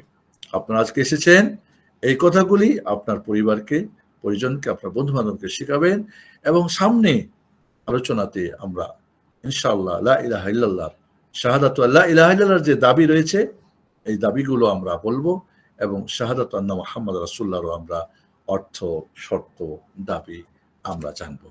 আর এই জন্যে আপনাদেরকে আহ্বান জানাচ্ছি, আপনারা থাকবেন আমাদের সাথে। আরও আপনার আশেপাশে বন্ধু বান্ধবকে, পরিবার পরিজনকে এই প্রোগ্রামগুলিতে থাকার জন্য অনুরোধ করবেন। আল্লাহ রাব্বুল আলামিন আমাদেরকে সঠিক জানার, নিজে আমল করার, অন্যকে জানানো মানানোর তৌফিক দান করুন। আমিন। ওয়া সাল্লাল্লাহু আলা সাইয়্যিদিনা মুহাম্মদ ওয়া আলা আলিহি ওয়া সাহবিহি আজমাইন। আসসালামু আলাইকুম ওয়া রাহমাতুল্লাহি ওয়া বারাকাতুহু। জাযাকাল্লাহু খাইরান শেখ। শেখ, আপনি অনুমতি দিলে আমরা প্রশ্ন উত্তর পর্বে যাব। জি, ওয়েলকাম। হাদিউজ্জামান তন্ময় ভাই প্রশ্ন করেছেন, আসসালামু আলাইকুম শেখ, আল্লাহ সুবহানাহু ওয়া তাআলার একটা নামের অর্থ হলো চিরঞ্জীব। আমরা জানি মানুষের মৃত্যুর পরের জীবন হলো অনন্তকালের জীবন, যার কোনো শেষ নেই। তাহলে জান্নাতি ও জাহান্নামীরা কি আল্লাহ তাআলার সমকক্ষ হয়ে যাচ্ছে কি, নাকি জান্নাতি ও জাহান্নামীদের সময় নির্দিষ্ট থাকবে? জাযাকাল্লাহু খাইরান। আল হাইয়ুল কাইয়ুম আল্লাহর সিফাত। এই সিফাত না কোনো জিন, না কোনো ইনসান, না কোনো ফেরেশতা, না কোনো জীবজন্তু কারো হবে। সবাই মরবে। আল্লাহ রাব্বুল আলামিন জিবরিল কি বলে ইসরাফিলকে যখন ফুৎকার দিতে বলবেন, সব মরে শেষ হয়ে যাবে। এরপর আল্লাহ রাব্বুল আলামিন ইসরাফিলকেও মেরে ফেলবেন। এরপরে সর্বপ্রথম ইসরাফিলকে আল্লাহ জীবিত করবেন এবং বলবেন এবার ফু দাও, আবার সবাই জীবিত হবে। তাহলে হাই বলতে এখানে চিরঞ্জীব বলতে যে মরবে না, মরবে না। তো মানুষ তো মরবে, প্রতিটি মানুষ তো মরবে, এরপরে জান্নাত যাবে। হ্যাঁ, জান্নাতের 4টা ইন্স্যুরেন্স ঘোষণা করা হবে জান্নাতীদেরকে জানা দেওয়ার পরে, যে তোমরা এখানে কেউ মরবে না, জান্নাতীরা চিরঞ্জীব হবে, কেউ মরবে না। তারা কিন্তু এর আগে মরছে, এর আগে মরছে তারা। আর তাদেরকে চির সুখী বানানো হবে, দুঃখ বলে কোনো জিনিস থাকবে না। তারা চিরকুমার কুমারী থাকবে, বুড়ো বুড়ি হবে না। এবং সেখানে তারা কি বলে চিরঞ্জীব হবে, চিরসুখী হবে, চিরকুমার কুমারী হবে, এবং চির সুস্থ থাকবে। এখানে কোনো কেউ অসুস্থ হবে না। এই 4টা ইন্স্যুরেন্সের কোনো একটা যদি দুনিয়ায় ঘোষণা করা হতো, তাহলে আমরা মনে হয় সবাই যাইতাম ওইখানে ইন্স্যুরেন্সের কার্ড বানানোর জন্য। কাজে এখানে জানি না ভাই কিভাবে কেন প্রশ্ন করছেন, খুব স্বাভাবিক কথা, যে যিনি অমর, যে সূরা রহমান আল্লাহ বলছেন কুল্লু মান আলাইহা ফান ওয়া ইয়াবকা ওয়াজহু রাব্বিকা যুল জালালি ওয়াল ইকরাম। তাহলে সবাই মরবে, তাহলে মরণ যারা আছে সেই হলো কি মরণশীল। আর হাই যিনি অমর, যে মরবেন না, যিনি মরবেন না। জি। এবং রাসূলুল্লাহ সাল্লাল্লাহু আলাইহি ওয়াসাল্লামকে সাহাবায়ে কেরাম জিজ্ঞেস করলেন জান্নাতীরা কি ঘুমাবে না? তো বললেন যে আন-নাওমু আখুল মাউত, ঘুম তো হচ্ছে মৃত্যুর ভাই, ছোট ভাই। কাজেই চিরঞ্জীব বলতে যিনি কখনোই মরিবেন না। জান্নাতীরা তো মরবে, তারপরে জিন্দা হবে, এরপরে তাদেরকে চিরঞ্জীব বানাবে। তাহলে এখানে চিরঞ্জীব হলো না তারা, বলো পরকালের জীবনটা চিরন হবে, তাদের অনন্ত হবে, তো সেখানে মরবে না। চিরঞ্জীব বলতে তাদের বলবো যে পরকালের চিরঞ্জীব, এই দুনিয়ায় না। আর আল্লাহ এহ পর সর্ব অবস্থায়, আগে পরে সর্ব অবস্থায় তিনি কি চিরঞ্জীব। জি, ধন্যবাদ। বারাকাল্লাহু ফিক শেখ। এক বোনের প্রশ্ন, জি জি শেখ, প্রশ্নটা করেছিল আমি একটু বলতেছি শেখ। জি শেখ। হ্যাঁ শেখ, এক বোনের প্রশ্ন। আসসালামু আলাইকুম শেখ, আমি বাংলাদেশে থাকি, আমার ভাই বোনরা থাইল্যান্ডে, অস্ট্রেলিয়া, আমেরিকাতে থাকে। আমি কি আমার মেয়ের সাথে তাদের সাথে দেখা করতে যেতে পারবো? আমার এই মেয়ের সাথে, প্রশ্নটা আচ্ছা বুঝছি, সফরের কথা। জি জি এখানে সফর করার জন্য শর্ত হচ্ছে, সেটা দিনই কাজে হোক বা দুনিয়া কাজে হোক, মাহরাম লাগবে। রাসূল সাল্লাল্লাহু আলাইহি ওয়াসাল্লাম বলছেন, মান কানাত তুমিনু বিল্লাহি ওয়াল ইয়াউমিল আখির ফালা তুসাফিরান্না ইল্লা মা যি মাহরাম। যে নারী আল্লাহ এবং শেষ দিবসের প্রতি মানছে, সে যেন মাহরাম পুরুষ ছাড়া সফর না করে। এখন হজ উমরাও যদি কারোর প্রতি ফরজ হয় আর মাহরাম না থাকে, মানে হজের যে শর্ত, নারী পুরুষের 5টা শর্ত আছে, আর ষষ্ঠ শর্ত নারীদের জন্য মাহরাম পুরুষ লাগবে। একজন ধরে সে মুসলিম, সাবালক, স্বাধীন, শারীরিক সামর্থ্য আছে, অর্থনৈতিক সামর্থ্য আছে, এবং তার হজ ফরজ হয়েছে, কিন্তু তার নাই, মাহরাম নাই, হজ ফরজ হবে না। তাহলে তাহলে তার মেয়ের সাথে তিনি সফর করবেন, এটা সফর এলাও না। তবে এখন কিছু ওলামারা বলেছেন, যদি নিরাপদ হয়, একাকী না হয়, আরো অন্যরা থাকে, এখানে ফিতনার ভয় না থাকে, ফিতনা না থাকে, ফুল হিজাব করে, কিছু কিছু স্কলাররা জায়েজ বলেছেন। তবে সর্বাবস্থায় চেষ্টা করা উচিত না করা, যদি একান্ত জরুরি কোনো কারণ হয়। আর সেক্ষেত্রে যারা জায়েজ বলছেন তাদের মত গ্রহণ করেন, তাদের ব্যাপারটা সেখানে হয়তো কেউ নিতে চাইলে আমরা তো বাধ্য করবো যে না, এই জন্যে না করাই উত্তম, না করাই উচিত। তবে কেউ যদি করে ফেলে গুনাহগার হবে। এবং ওলামারা বলছেন যে কোনো মাহরাম ছাড়া যদি কেউ হজ উমরা করে, বলছেন হাজ্জুহা সাহিহ বা উমরাতুহা সাহিহা, তার হজ বা উমরা সঠিক হবে, ওয়াহিয়া আতিমা, সে পাপী হবে, পাপিষ্ট, মানে পাপ কাজ করেছে। আর হজ মাবরুর হওয়ার জন্য পাপ মুক্ত হবে 100%, তো এটা পাপ হয়ে যাবে। এখন সৌদি আরব শুনতেছি হজ উমরার জন্য মাহারাম পুরুষ শর্ত করছে না, কারণ এগুলি নিয়ে অনেক ভুগিচুগি করা হয় এবং মিথ্যার আশ্রয় নেওয়া হয়, যারে তারে মাহারাম বানায় নেওয়া হয়, মুআল্লিমরা নিজে মাহারাম হয়ে যায়। তো এই ধরনের যারা এটাকে জায়েজ বলেছেন, এক কিছু ওলামারা বা কিছু মাঝহাবে, সম্ভবত শাফি মাঝহাবে জায়েজ বলেছেন, যদি মাজমুআ মিনান নিসা হয়, কিছু মহিলা হয়, বা লোকজন থাকে যে ফিতনার ভয় নেই, বা নিরাপদ হয়, হিজাব হয়, জায়েজ বলেছেন। জি বারাকাল্লাহু ফিক শেখ। ওয়াইয়াক। এক বোনের প্রশ্ন। আসসালামু আলাইকুম উস্তাদ, ওয়ালাইকুম আসসালাম। নার্সদের কবজি পর্যন্ত ড্রেস পরতে পারেন না, তাদের প্রায় কবজি খোলা রাখা লাগে, রোগের ইনফেকশন হবে তাই। এখন সে যখন নামাজ পড়তে যায় তখন তার খুব বেশি সময় থাকে না, হসপিটাল থেকে দেয় না, এক্ষেত্রে কি সে কবজি পর্যন্ত কাপড় ছাড়া সালাত আদায় করতে পারবে? কেননা এখানে তো তার সতর খোলা থাকে।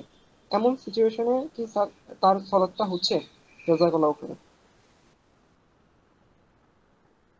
মহিলারা মহিলার পরিবেশে বা যেখানে পুরুষদের সাথে তাদের দেখা সাক্ষাৎ হচ্ছে না, এমন জায়গাতে তারা মুখমণ্ডল এবং কবজি পর্যন্ত হাত খুলে নামাজ পড়তে পারবে। এটা তার জন্য একটু খুলে রাখতে পারবে। কাজে যদি সেখানে, যেখানে নামাজ পড়তেছেন সেখানে মহিলাদের পরিবেশ বা আলাদা, ওখানে পুরুষ যাচ্ছে না, বা পিছনে আলাদা পর্দা বা ওয়াল আছে, সেখানে তিনি মুখমণ্ডল খুলে এবং তার কবজি খুলেই নামাজ পড়বেন, এটা তার জন্য বৈধ আছে। এখন যেমন হয় যে কবজি হাত পর্যন্ত সে মাস্ক পরে এনেছে, বা কি বলে ওটাকে, হাতের যেটা নাচটা পরে থাকেন, পরে কাজ করছে, সমস্যা নেই, জায়েজ আছে, সমস্যা নাই। এই পর্যন্ত হাতের কবজি এই পর্যন্ত এবং মুখমণ্ডল খুলে নামাজ পড়তে পারবে। জি বারাকাল্লাহু ফিক শেখ। আচ্ছা। আসসালামু আলাইকুম শেখ, ওয়ালাইকুম যারা আসসালাম। তাওহীদে উলুহিয়াকে তাওহীদে রুবুবিয়্যা দিয়ে প্রকাশ করে, আরেকবার বুঝিয়ে বলবেন ইনশাআল্লাহ, একটি অন্যটির সাথে রিলেট করা যাবে কিনা? জাযাকাল্লাহু খাইরান। আমরা বলছি তাওহীদুর রুবুবিয়্যা যেটা, সেটা তাওহীদুল উলুহিয়াকে জরুরি করে দেয়। আপনি যখন মানছেন যে রব, তো যার নুন খাইবেন তাই তো গুণ গাইবেন। আপনার সবকিছুই সৃষ্টি করছেন তিনি, আপনাকে ভালো মন্দ সবকিছু তিনি করেন, তো তারই তো আপনি গুণ গাইবেন, তাই তো আদেশ নিষেধ পালন করবেন। যার আপনি সবকিছু ভোগ করছেন তাকেই তো মানবেন। তো তাওহীদুর রুবুবিয়্যাহটা তাওহীদুল উলুহিয়্যাহকে জরুরি করে দেয়। আর তাওহীদুল উলুহিয়্যাহ যখন কেউ করবে তার মাঝেই রুবুবিয়্যাহ চলে আসে। কারণ যার আপনি ইবাদত করছেন অবশ্যই তিনি আপনার রব, সবকিছু তিনি আপনাকে দেন। আর আসমা সিফাত দুইটাকে কি করে শামিল করে নাই, আমরা বলছিলাম তিনটা সম্পর্কের কথা, কিন্তু ইলাহ শব্দটা তাওহীদুল উলুহিয়্যাহর শব্দ, এটাকে তাওহীদুল রুবুবিয়্যাহ, কাদের বা রব বা খালেক বা মালিক বা রাজেক বা হাকিম দিয়ে অনুবাদ মানে পরিবর্তন করাটা একটা মহা বাতিল। কারণ উলুহিয়্যাহটাই মূল, তাওহীদের মূল হচ্ছে রুবুবিয়্যাহ এবং আসমা সিফাত কি জন্য? উলুহিয়্যাতের জন্য। এবং মক্কার কাফের মুশরিকরা রুবুবিয়্যাত আসমা সিফাত মানতো, লা ইলাহা ইল্লাল্লাহ তারা বুঝেছিল যে এটা বললা মানেই আর কাউর ইবাদত করা যাবে না, রুবুবিয়্যাত মানতে হবে, আসমা সিফাত আছে। তাহলে যদি তারা যদি ইলাহ অর্থ রব হতো, তাহলে ওদের সাথে কেন রাসূলের দ্বিমত হতো? কেন রাসূলকে তারা মক্কা থেকে বিতাড়িত করতো? কেন তাকে তাদের যুদ্ধ বিগ্রহ হতো? কেন তার প্রতি নির্যাতন জুলুম হতো? প্রশ্নই উঠতো না। কাজেই যারা হাকিম তো আল্লাহ, কোনো সন্দেহ নেই, রব তো আল্লাহ সন্দেহ নেই, আল্লাহ মালিক কোনো সন্দেহ নেই, তিনি রাজেক কোনো সন্দেহ নেই, তিনি কাদের সন্দেহ নেই। বাট ইলার অর্থ রুবুবিয়্যাতের শব্দ দিয়ে নিয়ে আসা ডাল মে কুচ কালা হয়, এটাই হলো এজন্যে তারা কিন্তু যখন ইলার অর্থ মাবুদ এবং হক শব্দ যখন যোগ করছে না, তখনই কিন্তু পীর পূজা, মাজার পূজা, হুজুর পূজা, ব্যক্তি পূজা, নেতা পূজা, শেখ পূজা সবই চলতেছে তখন। ধন্যবাদ। আশা করি এবার স্পষ্ট হয়েছে যিনি প্রশ্ন করেছেন। বারাকাল্লাহু ফীক। এক ভাইয়ের প্রশ্ন, আসসালামু আলাইকুম শাইখ, আমরা ইহকালের জীবনে যে জিনিসগুলো পেয়ে থাকি সবগুলো রিজিকের অংশ, যেমন খাদ্য, বাড়ি গাড়ি, জমি জমা। আল্লাহর একটা নাম হলো রাজ্জাক। রাজ্জাক নামের ওসিলায় আল্লাহ সুবহানাহু ওয়া তাআলা পৃথিবীর সকল প্রাণীর রিজিক দান করেন। তাহলে কেউ যদি খাদ্যদ্রব্য, গাড়ি বাড়ি, জমি কেনার জন্য ব্যাংক লোন নেয়, তাহলে কি এগুলো শিরকের অন্তর্ভুক্ত হবে?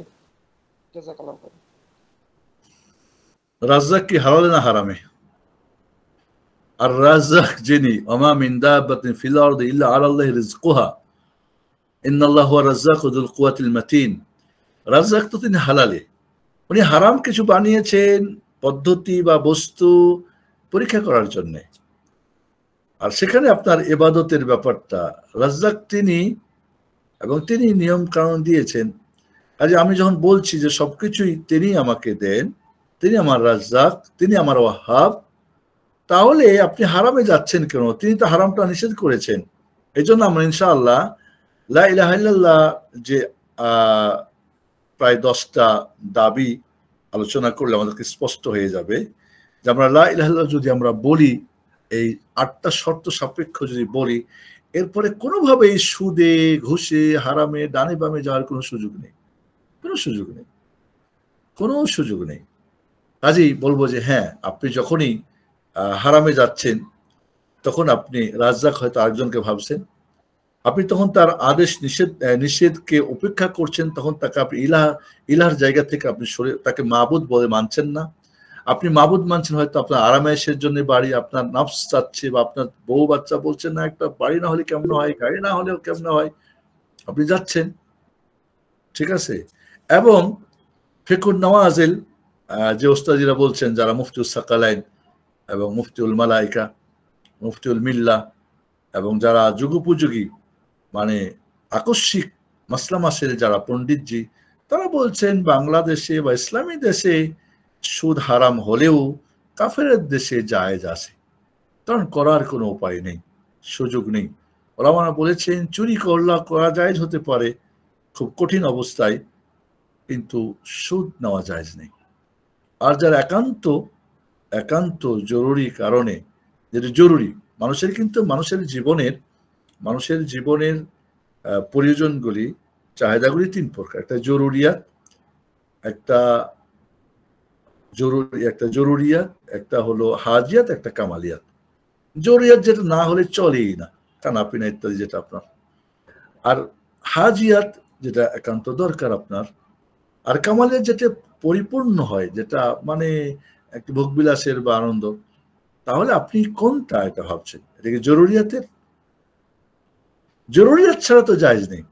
হাজিয়াত এবং কামালিয়াতে যারা জায়েজ বলেছেন, জরুরি যদি হয়, আপনার বাচ্চা অসুস্থ, এই মুহূর্তে টাকা না হলে চিকিৎসা মারা যাবে, কথার কথা, এই মুহূর্তে আপনাকে টাকা দরকার, সুদ ছাড়া পাচ্ছেন না, যারা কিছু, সবাই বলছি না, এই অবস্থাতে ঠিক আছে বাচ্চা নিয়ে যাক, আল্লাহ রাব্বুল আলামিন নিয়ে যাক, আমি পাচ্ছি না, হারাম খাবো না, আল্লাহর প্রতি তাওয়াক্কুল করি, তার কাছে দোয়া করি, তিনি তো চিকিৎসা ছাড়াও তো ভালো করতে পারেন, কোনো ডাক্তার ছাড়া, ওষুধ ছাড়াও তিনি ভালো করতে পারেন।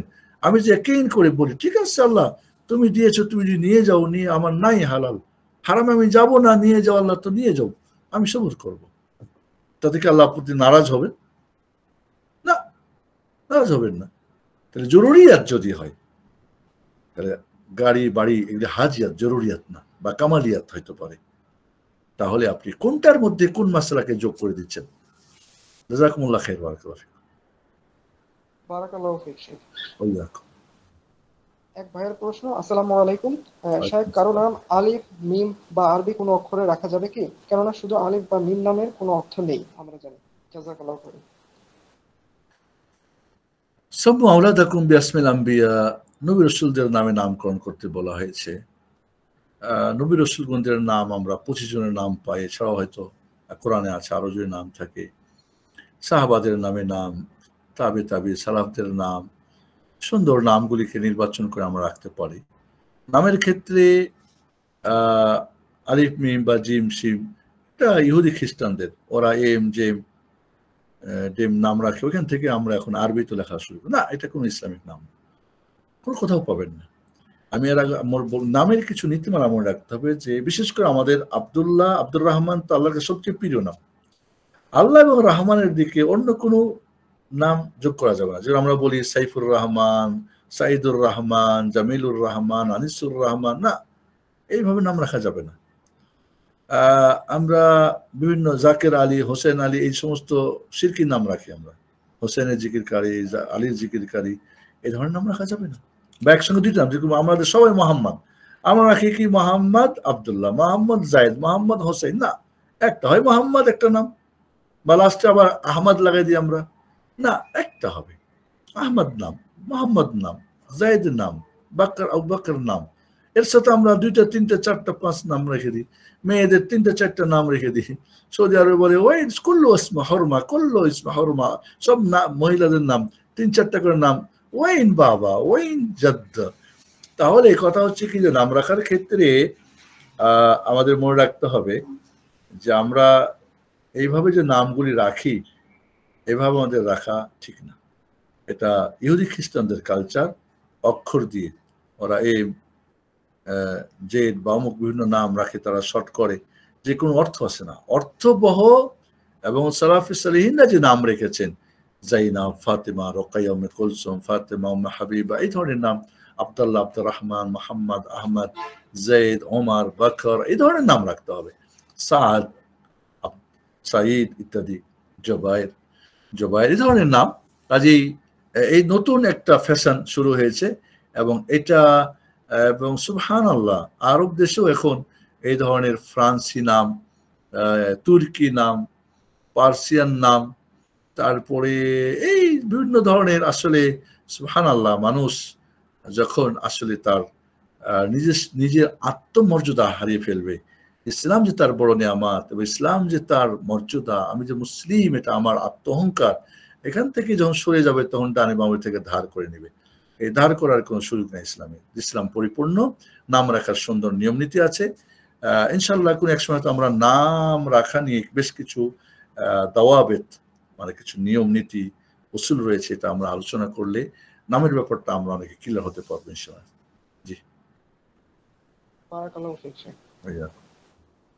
মোহাম্মদ শাহরিয়ার হোসেন প্রশ্ন করেছেন, আসসালামু আলাইকুম শেখ, কেউ যদি শাসকের উপর হুজ্জত কায়েম করে, তাহলে তার দলিল হিসেবে হুজ্জত কায়েম হবে কি, নাকি প্রত্যেকে আলাদাভাবে হুজ্জত কায়েম করতে হবে? কারণ খারিজিরা বলে একজন আলেম হুজ্জত কায়েম করলেও তাকফির হয়ে যাবে এবং সে অনুযায়ী হুজ্জত কায়েম হয়ে যাবে। জাযাকাল্লাহু খাইরান। একজন ফাসেক ফাজের যদি হয়, জালেম হয়, সে স্বঘোষিত কাফের না, এবং কুফরি করছে কিন্তু সে জেনে বুঝে করছে না, হয়তো হয়তো অজ্ঞতা আছে, কোনো ব্যাখ্যা আছে, বাধ্যবাধকতা আছে, লোভ লালসা আছে, এই ধরনের কোনো যদি তার কারণ থাকে, আর প্রত্যেক কুফরিকারী কাফের না। এর সাথে তারপরে হুজ্জত কায়েম করতে হবে, উপযুক্ত ব্যক্তি এবং সময়। এখন যদু আর ফদু, ফেসবুকের মুফতি আর কিবোর্ডের বড় হুজুর, উনি এখন হুজ্জত কায়েম করলেন। হুজ্জত কায়েম করলেন কোথা থেকে? ফেসবুকে লিখে দিলেন হয়ে গেল, টুইটারে দিয়ে দিলেন হয়ে গেল? নাকি ওনার কাছে গিয়েছেন, বসেছেন, তার কাছে বসে তারপরে উনি তাকে বুঝিয়েছেন কেন, কিভাবে, কি, এবং তিনি বুঝে নিয়েছেন, হ্যাঁ বুঝেছি, বলছে হ্যাঁ বুঝেছি, এবং তার কোনো আর কোনো শর্ত ইটু নাই, কোনো ওজোর টোজোরও নাই। এরপরও সে বলছে না, এরপরও বলছে না। এমন কার কাছে গিয়েছে? ওই খারেজি কার কাছে গিয়েছে এ পর্যন্ত? কোন রাজ্য শাসকের কাছে গিয়েছে, বসেছেন, আর উনি বুঝিয়েছেন, আর ওনার বুঝারই ক্ষমতা আছে? একজনকে যদি আপনি হুজ্জত কায়েম করেন, কিন্তু আপনি উপযুক্ত উনি ভাবছেন না আপনাকে, কে তুমি? হ্যাঁ, অনেক সময় দেখা যায় হয়তো ইমাম মসজিদ বা এসে তারা কুফুরি বা শিরক করছে, একজন সাধারণ মুসাল্লি বা দোকান জেনে বললেন, ও বললো যে তুমি কি জানো, তুমি কিসের ফতোয়া বলছি, গ্রহণ করলো না, তাকে মেনে নিল না, এবং সে বুঝাতে পারলো না। সে যেন বুঝে এবং বলে হ্যাঁ আমি বুঝেছি, জেনেছি, তারপরও না, তখন আসবে বিষয়টা। তাহলে এই ধরনের কে উপযুক্ত ব্যক্তি? সেই ব্যক্তিটাকে, সেই মুফতিটাকে, সেই মুফতিউল সাকালাইনটাকে, মুফতিউল মিল্লাটাকে, মুফতিউল আজমটাকে, সেটা তো দরকার আমাদের। আজ পর্যন্ত অদ্যবধি কোথাও কেউ করতে পেরেছে, হয়েছে? ফেসবুকে লিখে দিলে হয়ে গেল? লা হাওলা ওয়ালা কুওয়াতা ইল্লা বিল্লাহ। আসলে যখন আমরা সালাফি আকীদা মানহাজ থেকে কেউ সরে যাবে, তখন তার ইচ্ছে মতো একটা ব্যাখ্যা দিবে এবং করে দেবে। আল্লাহর নবীর সামনে শিরিক করেছে, আল্লাহর নবীর সামনে কুফরি করেছে, তারপরে কুফরি ফতোয়া সাব্যস্ত করেন নাই তিনি তারপরে শিরক সাব্যস্ত করেন নাই। রাসূলকে সেজদা দিয়েছেন মুআয বিন জাবাল রাদিয়াল্লাহু আনহু। মুআয বিন জাবাল রাদিয়াল্লাহু আনহু রাসূলের সামনে সেজদা, তাকে পায়ের মধ্যে সেজদা করে দিয়েছেন। হাতিব বিন আবি বালতা রাদিয়াল্লাহু আনহু রাসূলের যে আমানত ফাঁস করে দিয়েছেন, কুফরি পর্যায়ের কাফেরদের কাছে পৌঁছে দিয়েছেন, রাসূল মক্কা বিজয় করতে চাচ্ছেন। তাহলে নাজ্জাসী, বাদশাহ নাজ্জাসী, তিনি ওমান লাম ইয়াহকুম বিমা আনজালাল্লাহু ফাউলাইকা হুমুল কাফিরুন, উনি রাষ্ট্র পর্যায়ে দিন কায়েম করতে পারেন নাই, তার মন্ত্রীরা মেনে নেয় নাই। রাসূল তো তার আবার জানাজা পড়িয়েছেন, তো সে তো কাফের হয়ে যাওয়ার কথা, ঠিক না? তাহলে এই যে আমরা আসলে তাকফির নিয়ে আমরা ইনশাল্লাহ কয়েকটা আলোচনা করব।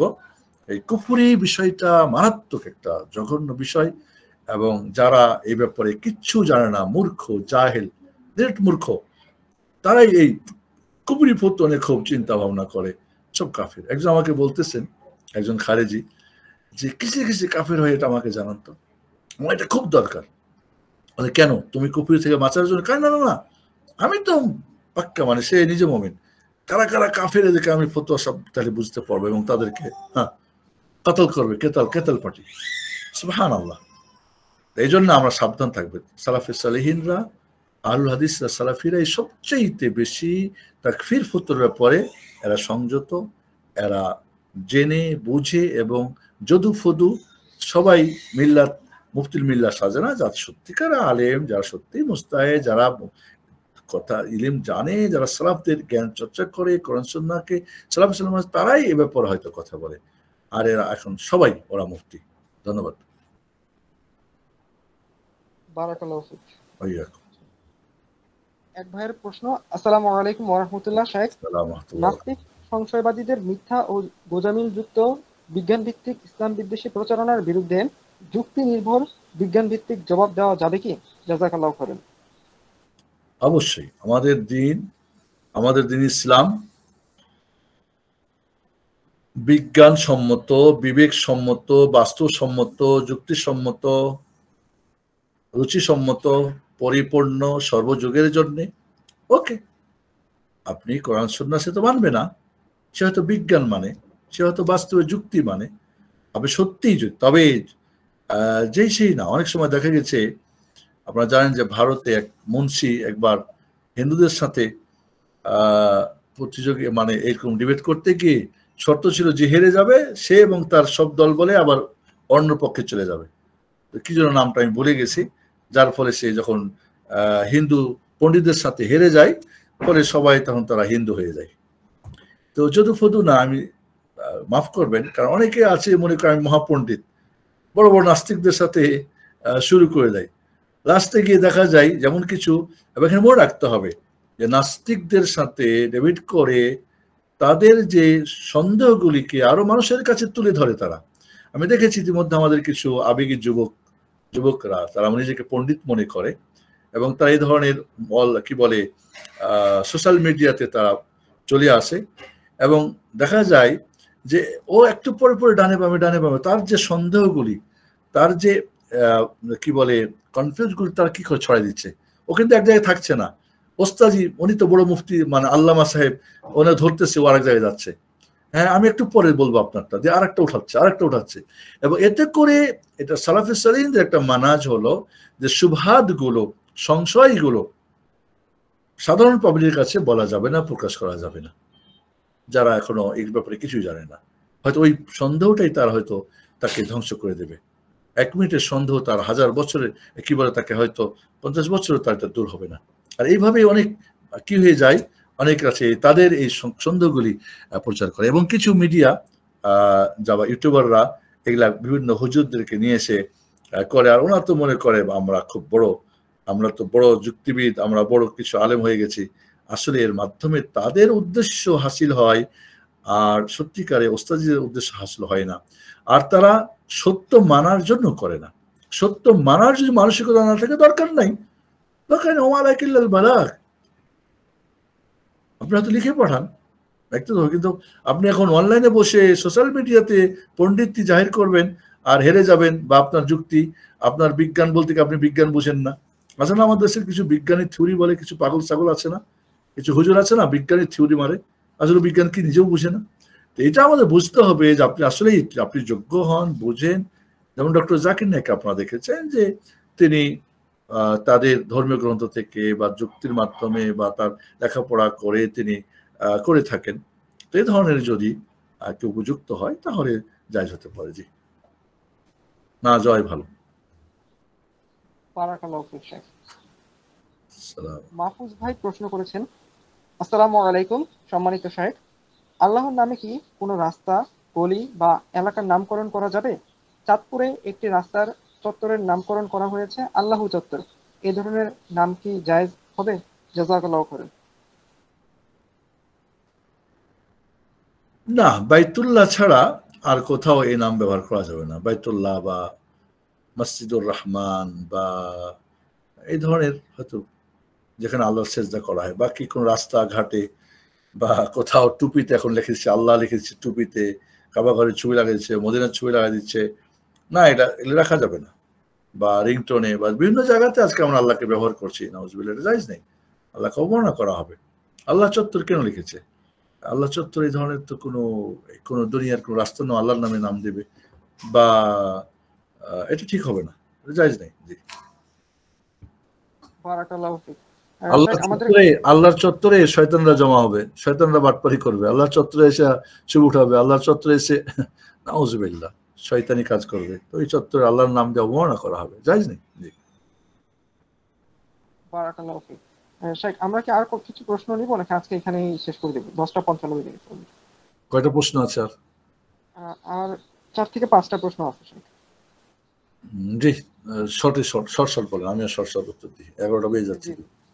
জি, এক বোনের প্রশ্ন, আসসালামু আলাইকুম শাইখ, যে সকল ভাই বোনেরা বাবা মাকে না জানিয়ে নিজেদের পছন্দ অনুযায়ী বিয়ে করে, তাদের বিয়ে হয়েছে নাকি ওই বিয়ে বাতিল বলে গণ্য হবে?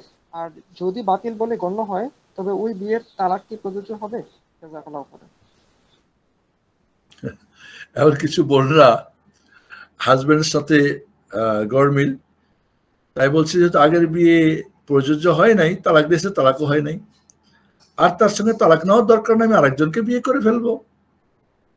এই ধরনের মানে বিষয়গুলি আমাদের সমাজ এখন ছড়িয়ে যাচ্ছে, বা নিজেরা নিজেরা মুফতি হয়ে যাচ্ছে। এরকম আমার কাছে আমার ইদানিং আমার কাছে প্রায় তালাকের বহু মশলা এখনো সবসময় আমার কাছে 2-4টা মানে তালাকের মশলা থাকে, মানে স্টকে থাকে, এবং অনেক বিরক্তও করে। আসলে হওয়ার কথা।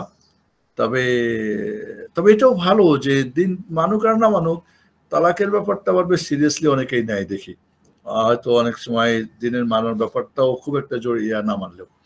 তো যাই হোক, যখন বিয়ে হয়েছে এবং সেটা হয়তো কোর্টে গিয়ে বা কাজী অফিসে গিয়ে দুইজনে একটা হানাফি মাযহাবের যে ফতোয়া, সেই ফতোয়া অনুযায়ী বিয়ে হয়েছে, তাহলে যেহেতু একটা আহলুস সুন্নাহ জামাতের মাযহাবকে ফলো করে বিয়েটা হয়েছে, এটা সঠিক মত না হলে যেহেতু সেটা একটা মত আহলুস সুন্নাহ জামাতের ফিকহি মাসালা, তাহলে সেখানে বলবেন যে বিয়ে হয় নাই, এমন বলা যাবে না। তবে বলবো যদি সুযোগ থাকে, সম্ভব হয়, তাহলে আপনি বিয়েটা ফাসখ বা করেন, বিচ্ছেদ করে নতুন করে ইজাব কবুল করে শুদ্ধ করে নেন, যদিও পারিবারিকভাবে হয়। নতুন করে মোহর, নতুন করে সাক্ষী এবং নতুন করে ইজাব কবুল করে। আর যাদের সম্ভব হয় নাই বা করতে চাচ্ছে না, তাদের আমরা উচ্চবাচ্য বলতে পারবো না। অতএব বিয়ে হয়ে গেছে, আপনি এখন বিয়ে রাখার জন্য যদি চিন্তা করেন যে বিচ্ছেদ করে আমরা দুইজনে আবার সঠিক করে নেবো, ভালো।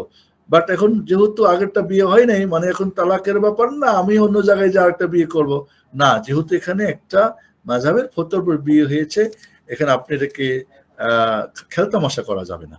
এবং যারা এরকম হয়েই গেছে বা হানাফি মাযহাবই মানছে, তারা সঠিকতা আসছে না হয়তো ফিকহি মাসালাতে, তারা ব্যভিচার করতেছে, জানা করছে, বিয়ে বাতিল, এরকম আমরা বলতে পারবো না যদি তারা ওইটাকে বিশ্বাস করে থাকে। কিন্তু জানে যে হ্যাঁ বিয়ে বাতিল এবং সে ব্যভিচারিণী হবে, তারপরেও সে প্রেম প্রীতি করতে গিয়ে করেছে, তার আকীদা বিশ্বাস এবং তাহলে অবশ্যই সেটা বাতিল। তার বিয়েকে বিচ্ছেদ করে তাকে নতুন করে বিয়ে করানোই দরকার, বিয়ে হওয়া দরকার। বিষয়টা আমার মনে হয় একেবারে হালকা করে নেওয়া ঠিক হবে না। আর ব্যক্তিগতভাবে কাউরে যদি হয়, কাউরি মনে করেন এখন এই ধরনের কোন ঘটনা এবং তার ব্যক্তিগত বিষয় বা একটা পরিবার বিষয়, তাহলে তিনি কোন একজন বিশ্বস্ত শেখের সাথে কথা বলবেন, মুফতির সাথে কথা বলবেন এবং সিদ্ধান্ত নেবেন। একা একা সিদ্ধান্ত নেবেন না। জি, ধন্যবাদ। বারাকাল্লাহু ফিক। এক ভাইয়ের প্রশ্ন। আসসালামু আলাইকুম। কেউ যদি এভাবে দোয়া করে, হে আল্লাহ আমাকে শুক্রবারের উসিলায় ক্ষমা করো, এর বিধান কি হবে? জাযাকাল্লাহু খাইরান। হে আল্লাহ, হে আল্লাহ আমাকে শুক্রবারের উসিলায় ক্ষমা করো, এর বিধান কি হবে? জাযাকাল্লাহু খাইরান।